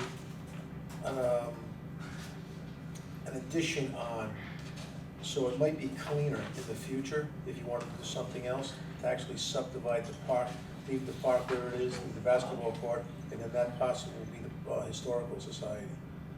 It's not gonna affect your timetable. Yeah, no, but it's the same parcel of land. Right, but you're not gonna get parking anymore, you know what I mean? It was originally part of the park property, now you're just gonna take it off, and instead of having it be, say, like under the recreation, it'll be under the historical society. That'll be your own parcel of property, you're not gonna get, It might be the better way of doing it. You're not gonna get taxed on it. Because the way that it's done now, where it's on the same piece of land as the park, if you look at it that way, it seems kind of antiquated. Like, I get it, the town owns it, Right. but I like what the solicitor suggested. I would think that an administrative subdivision would allow you guys to do exactly what you want now, that's your property, then you're not gonna have to worry about the park.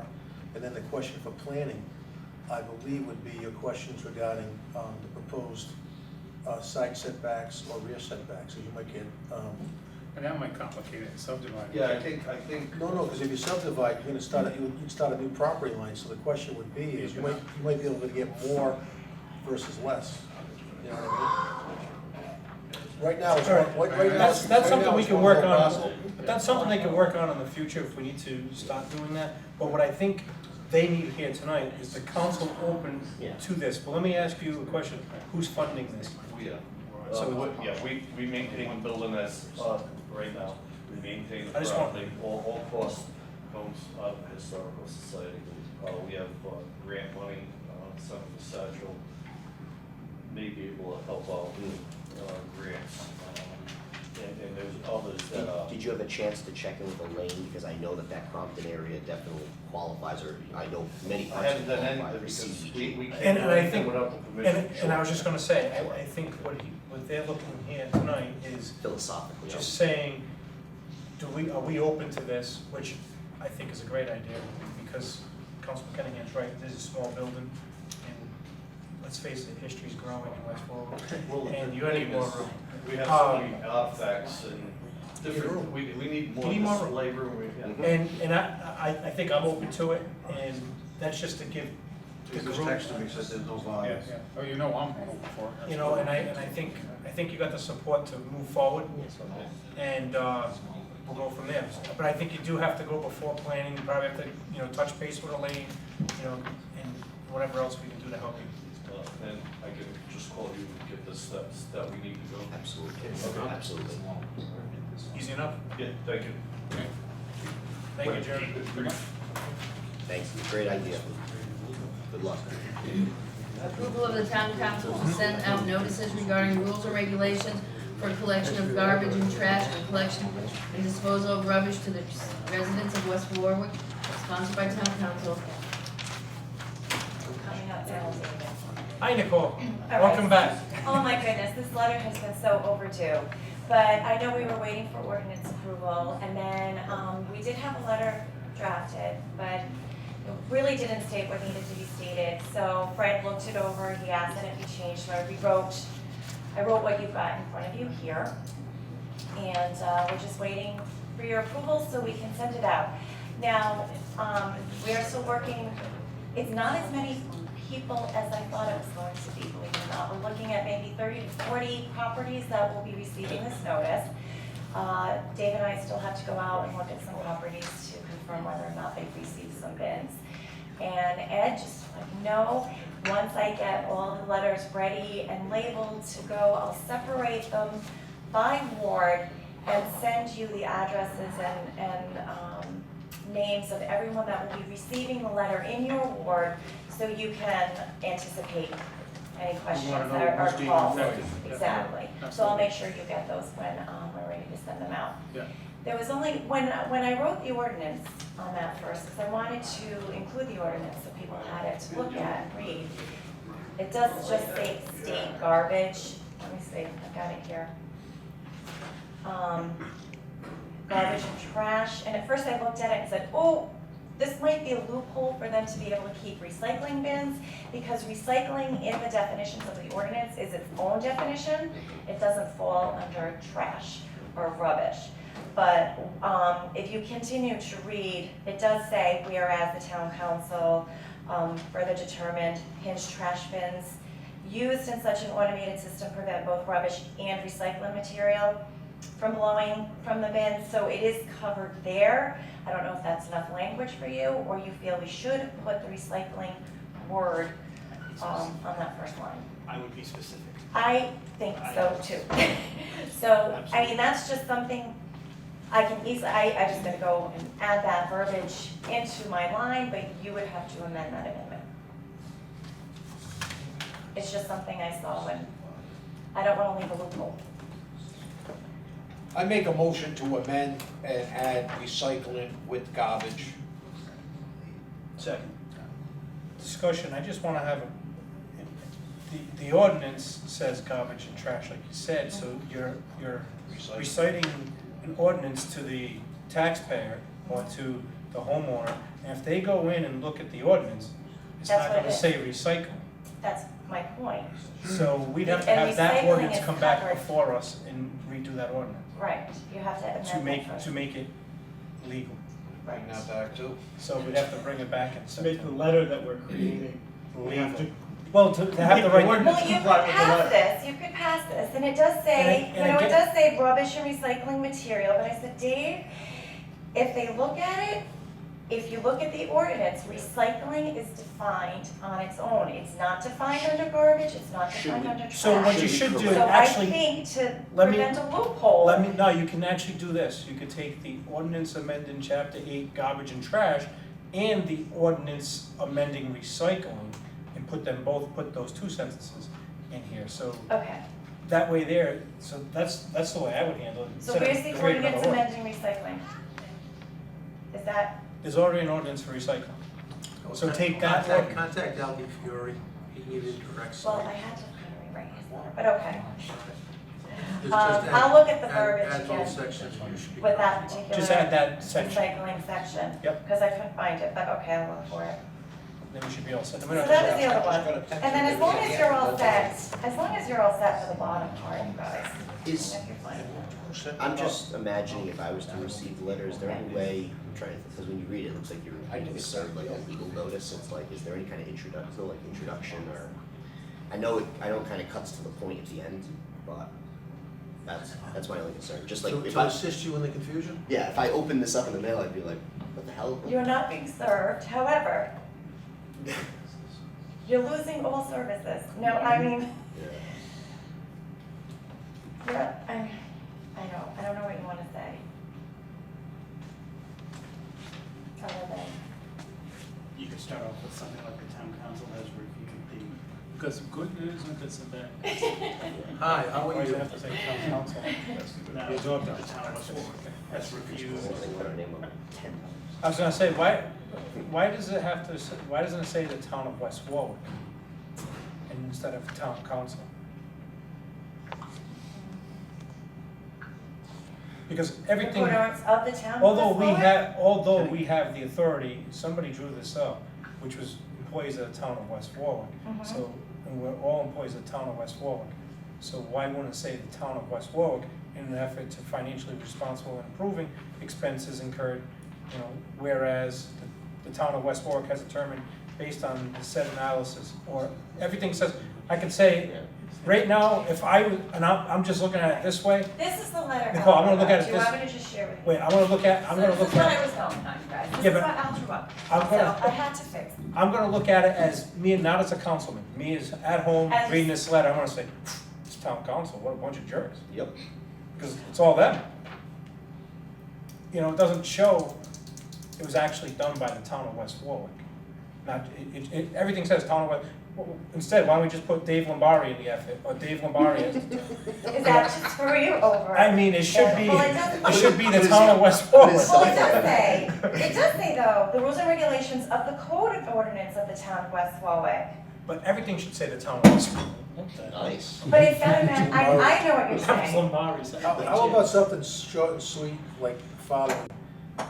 The town council, after reviewing all the garbage, trash, and recycling issues, has deemed that your property. Combine the two? Your property is not eligible for trash collection, recycling collection, or. But then they're gonna go garbage. based on what? Well, based on the ordinances that you're gonna, Yeah. you know, add. Put it on a separate piece So of paper. Fred felt that was too short, he wanted more, he wanted, I think, the ordinance listed. You can attach the ordinance, or you can refer to the ordinance by reference, but what you're really notifying them is that their property is not eligible, correct? Right. So that should be the first part of your letter. Mhm. The second part is the reason why it's not eligible. And the third part is, if you have any questions, please contact me. Right, right. Yeah. Why isn't it? There's a lot of different reasons. You can The explain- ordinance should you almost could be probably an explain the appendix, formula. like it should, the letter's the And letter. again, yeah, that's, The ordinance should just be like, because they're gonna say, it says who, and then they flip the paper over and they're gonna read our actual ordinance, which they could look up So online. I'll flip it around a little. and down bottom, it should say, you know, you do have, please contact the West Warwick Department of Public Works. Thank you for your cooperation on this matter. I mean, What- this is to be added to whatever. When is this letter gonna go out?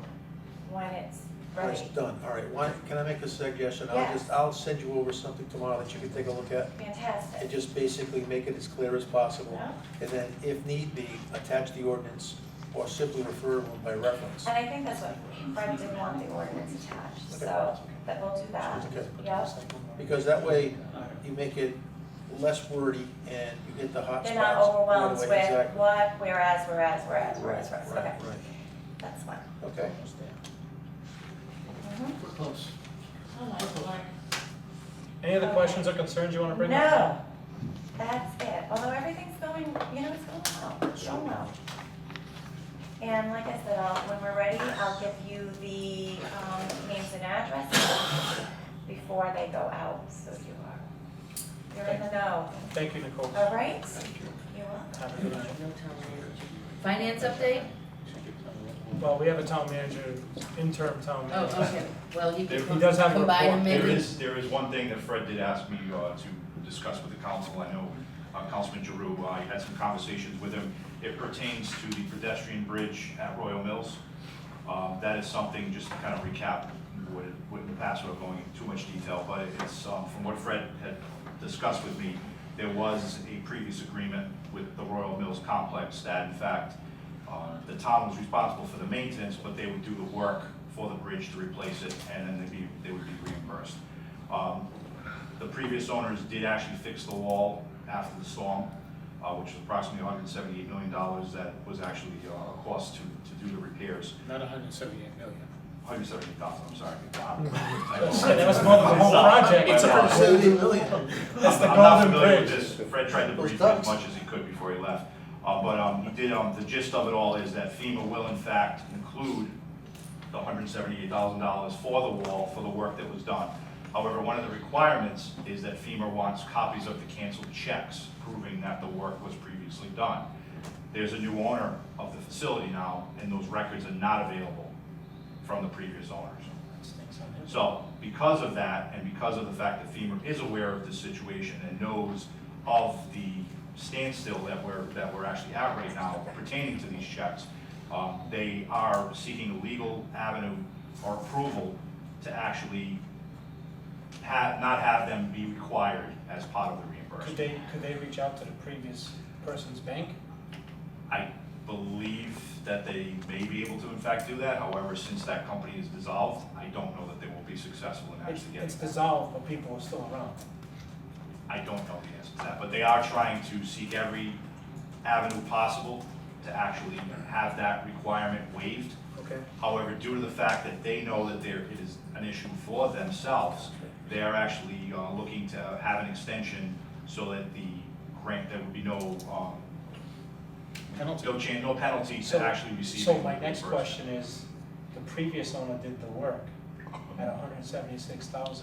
Who's getting reimbursed? The new owner, the old owner? Question. And the money coming from FEMA is not going to the town. That check is gonna be written to those new owners. Correct. Yeah, since the previous owner, so yeah, it would not be money. that- Because the the $1 bridge was on bridge. their property. That is the $1 million bridge. Yeah. It's a million-year bridge. But, again, because of the standstill, if there was any deadline or any of the deadlines that were, that had to be met, they're gonna, provide extensions so that it is something that can still be, still be undertaken. Yeah, so And the other we're, thing- we're behind schedule, David, but we're still on track. The other thing also is, I know they're under new ownership, but the previous ownership took ownership in the island in the middle of Horgan and Royal Mills. That island looks like a forest right now, and it's a mess. Can you see if they're still maintaining that? Because it is disgusting. It's all overgrown. It used to be adopt a spot by Royal Mills, and they had their landscaping company come in and take care of it. And it was part of their agreement when they put that roundabout in there, that they would maintain it. They did all the stamped concrete and everything, so. Okay. Anybody have anything else for the town manager? And just, as the council has probably noticed, the ceiling in the back is displaced. We did have unfortunately, there was a water issue a couple of weeks back up in the restroom facility. There was work being done to replace the partitions and the company inadvertently hit a pipe. I know what happens. I had one of my techs do it to me 2 weeks ago too. Their insurance Makes is covering, there's gonna be no cost to the town. We're in the process of evaluating the equipment as well that's running the video and the audio.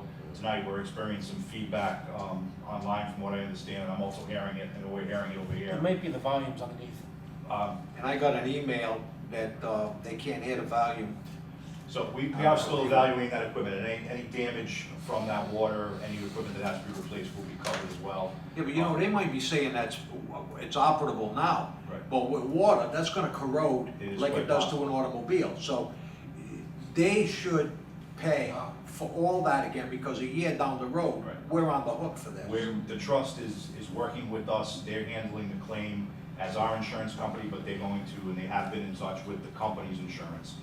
But they're expediting and they're working on it for us, and they actually have approved payment to the company that came in and did the evaluation, as well as we have a backup camera in the back there that actually is recording the meeting and will be available to us on a SD card. So if in fact we find that the meeting was flawed with the recording that we have from the equipment we have, that will be our backup, and we'll have that available for any future council meetings should the equipment not be installed properly and fully functional. So, but the point of it all is that the insurance companies are working this out, and it will be no additional cost to the town, and we'll do whatever we need to do to make sure that the public can either see the meeting live or have access to it after the fact, in the case of tonight where we seem to be having some problems.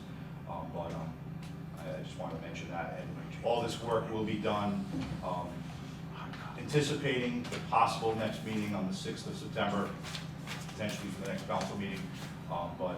We're gonna discuss that later on. Exactly, but we're working towards that date anyways, to have everything, have the room back to fully functional, as well as have the ceiling replaced, as well as the tiles and whatever damages upstairs as well from this water leak. Hey Ed, if you need any Cat 5 run, do it now, because I know I'm just a guy spent 6 hours in between that ceiling running Cat 5. Oh, yeah, but if you had all those RJ45s, hit with water, Corroded. wouldn't you clip them and do them over again? I mean, because of corrosion and oxidation? I mean, any time of year down the road, all of a sudden, why am I having a problem with this line? We've got, I don't know, how many, dozen lines, more than that probably, running back there. But we're Again, because it's still working a year from now. Right. No. We realize when we have those cylinders. Yeah. Yeah. All right, anything else for John? Thank you, John. Finance report? Just wanted to mention a couple of things, actually one major thing in particular. We did, per the council's approval previously, we did roll the $12 million bond anticipation note for the wind turbines, which, by the way, as of August 5th, are fully operational, functional, and feeding electricity into the grid, so the town is actually receiving credits, as we should be, for the net metering of the turbines. So that was a big day to actually have it turned on and fully functional, no more testing and whatnot. But even bigger news than that was that we're actually able to get a rate from Webster Bank for that $12 million bond anticipation note of 1.57% for the 2-year period, which is fantastic. That's far below any pro forma statements that we had done for the analysis of the cost savings. That's a 2-year ban with a call that is actually callable, or basically can be refinanced within 6 months. So it's actually, it can be available in a short term as well as a long term. We're gonna do whatever we can to stretch it out to take advantage of that low rate, and they're willing to go up to 2 years on that. The plan for that is for us to go back to the infrastructure bank to see if, the Rhode Island Infrastructure Bank, to see if maybe they can do a permanent financing for an additional turbine, which they just financed one for us. But we're doing whatever we can to minimize the rate. And we're also anticipating that once we have our rating call with Moody's, that we would hope that they would have take a similar action to our bond rating as Fitch did, which would then give us a better rate for the long-term financing on the turbines. John, I'm still waiting for that website URL, so that citizens of West Warwick can see their turbines in action. Yeah. We were promised that we would have a site that we could go and see all the dials and all the output, and Okay. it's a 1.5 kilowatts. Yes. Each. Uh, times 3. each. Times Megawatts. 3. So I think it would be really cool if the citizens could get online, as promised. Right. 2021. Right. There are some more details that we're working out with Wind Energy Development. I mean, the main thing was to get the net metering credits in place and actually have them fully functional, no more of a testing phase. That did happen, as I mentioned, on August 5th. Right. We're going to be getting together with Wind Energy Development over the next week to 10 days to actually finalize all the documents, transfer full ownership, as well as work out certain things that they were promised. And we're also having discussions, as Fred mentioned before, that possibly have a wrap around the electric Zamboni that will be at the ice rink by the end of the year. Good. I could tell you that, they are working on what you're looking for, Ed, but, I don't know if Ventus is, IT savvy as we thought they would be. Let's just put it that way. I'll tell you later. All right. They think we, It I wasn't- know, it wasn't I know me. their It was- provider. They already had it. No, I can tell you their provider, we installed all the cable modems there, and they think we have a firewall in place, and straight out of the modem, they think we have a firewall in place. There's no firewall. There's nothing, it's all their equipment, so I just know we installed all the cable modems for them. Yeah. Not last Thursday, but the Thursday before, I actually took a tour of the facility and I saw the 3 turbines. It was the day before National Grid was coming out to certify them to be turned on. And it was pretty impressive. I mean, I didn't take the elevator straight up to the top, but I do plan on doing that maybe. He was tanning up there, don't worry, we'll catch him on a drone. Hey, I have one question. They promised us monitoring up at the school that I thought was a great teaching tool. I'd love to see that from. Well, that's what I was talking about. When I talked to Mark on the tour, that was one of the things that I reiterated with him, and I said, it's something that I want to at least help in some way from the council to the school committee, through the school committee, superintendent to the kids, especially at the high school and even lower, just to get them excited about green energy, engineering, electrical engineering, all those different things, because there's some big money jobs and big money stuff there. So if our kids can see it and be part of it, some bright futures for them. So. Great. Anything else, John? All right, upcoming appointments, Juvenile Hearing Board, Patuxent River Authority, Recreation Committee, Planning Board, Board of Tenant Affairs, Board of Assessment and Review, Article Development Commission Board, Sewer Use Tax Board of Review, Zoning Board of Review, and Technology Committee. Public comment, anything from the council? I got one thing. Yes, Andrew. Come on up to the podium, please. I got a call during the weekend, and it was too late to get this on the agenda, so they want to explain to the council what they want to do and what they're doing, and see how we can fit this in. I think well, go ahead, explain to the council what you're. Just state your name and address for the record. Step right at the front. There you go. Hi, my name is Ron Termali. I'm pastor at New Life Worship Center. It's a local church. And we recently got approved from the Crompton Veterans Organization to use their property for an event that we'd like to hold. It's called Rock the City, and basically it's getting together for a few hours in a local area where we see need in that community. And just to bring 3 hours of children's activities, some live music. We bring all kinds of free product. The event's completely free, put on by local churches. We work sometimes with different social organizations. And it's just an opportunity to bless needy families. We work with some organizations that provide free product for us. This year we bring diapers, blankets, pillows, free coats. And so we kind of look for different communities where we see need. We've been doing this for 20 years. We used to work with Mayor Cianci when we first started. He used to close the streets for us. And so we used to kind of go and bless different communities in Providence. We did, we called the event Rock the City. We did hold the Rock the City many years ago on Main Street in Warren. But we'd like to hold it on September 17th, this Saturday, from 11 to possibly 2. It's kind of a 3-hour event, and with a rain date of October 1st. And so, again, the Veterans Organization has given us approval to use their area. That means, Angela, they do have time. Let me ask you a question, because I gotta ask the council here. Are we meeting, is everybody in town September 6th? Yes. Because I know Labor Day, some people take off for the week or whatever. If we're meeting September sixth, and they're That's having what the I event didn't know, so I. September 17th, they can get on the agenda Right, September well, 6th. we can just put them on the agenda, so, and because Paula said because of the loudspeaker, that she Yeah. had to send out notice, that was the problem, and that's why I wanted you Yeah, to address the council. we have live music, it's gospel music. I mean, it's not extremely loud, it's not like a rock band. Yep. But the reason why we're looking for you guys to bless this event is because it's a lot of planning.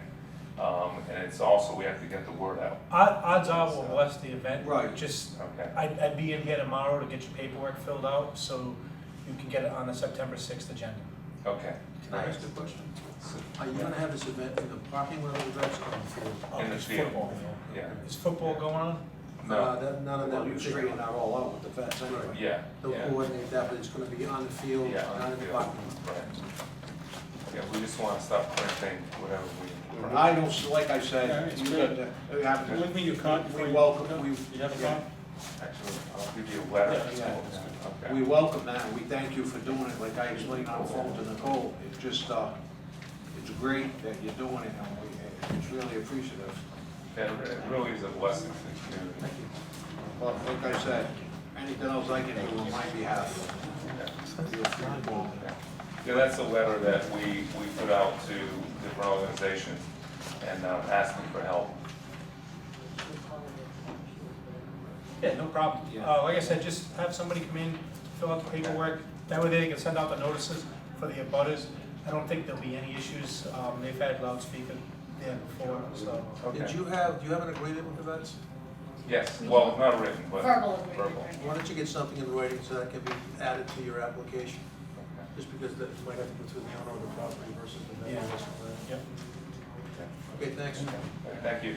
Sorry, I had to wait so File the long. application tomorrow without the notice from Ryan. Right, but what may happen is the Vets, because they own the property, they may have to make the request for the amplifier loudspeaker that you need versus you guys doing it, coming in as a, technically a vendor. Yeah, Paul will be able to tell you. They'll straighten all that stuff out.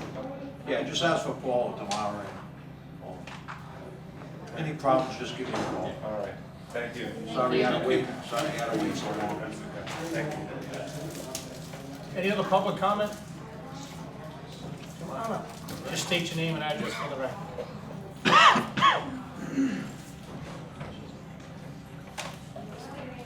I'm Evelyn Wheeler. I'm with the State Historical Cemetery Commission, and I have a packet that I'd like to pass out if I could. Sure.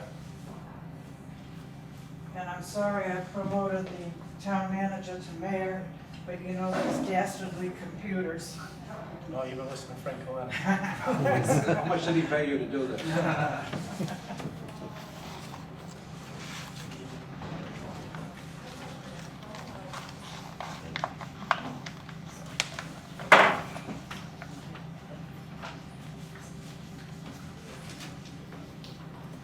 In 2011, the General Assembly passed a ordinance that would allow each town or city to do their own ordinance that will allow property owners with a cemetery on them to get a tax abatement. And these are our open-air museums. They should honor the people who started our community and our state. And we'd like the cemeteries clean. I know we have a lot of volunteers that clean cemeteries, but they're few and far between, and some of us are getting too old to do that. And this way, it would be an incentive for a property owner to have that cemetery clean. Dave Lombari's not here tonight, but we actually have, he has a schedule of our town employees and summer help to maintain our cemeteries here in Oh, West wonderful. Florida. Do them twice a year. Yeah, that's the only thing, it's not on it weekly or bi-weekly, like, I know grass does go pretty quick, especially when you get rain the way we've had the past week. Right.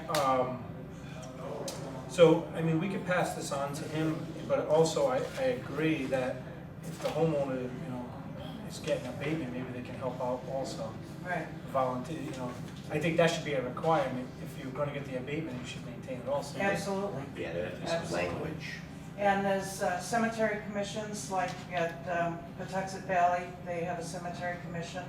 and they're willing to help the tax assessor. Like, when an application is given, they'd go out and take a before and after picture and send it into the tax assessor. And I gleaned through the Stonewall ordinance from Lincoln on the taxation packet. That way, it would help the solicitor in setting up an ordinance. I will take this under advisement. Like I said, also, if you have any questions, you can reach out to Dave Pomari down at DPW. This is 822-9200 or that, or DPW a different number, 9225. I think it's 9202, the secretary. So 822-9202 and Dave Pomari, you can talk to him about any of the historic cemeteries. He can give you the schedule of when he gets them done. But we can look at this and say, we can reach out. I know I have 3 in my area over in the feeding section that are on people's properties and Yeah, maybe we can get a count townwide and see how many are on private property, just for curiosity. and then we can maybe even send them a letter saying, hey, we're offering you so much money per year if you maintain Right. the grade. But yeah, thank you for bringing And it. I'm available anytime by email or phone. Awesome, thank you. Okay, Thank you.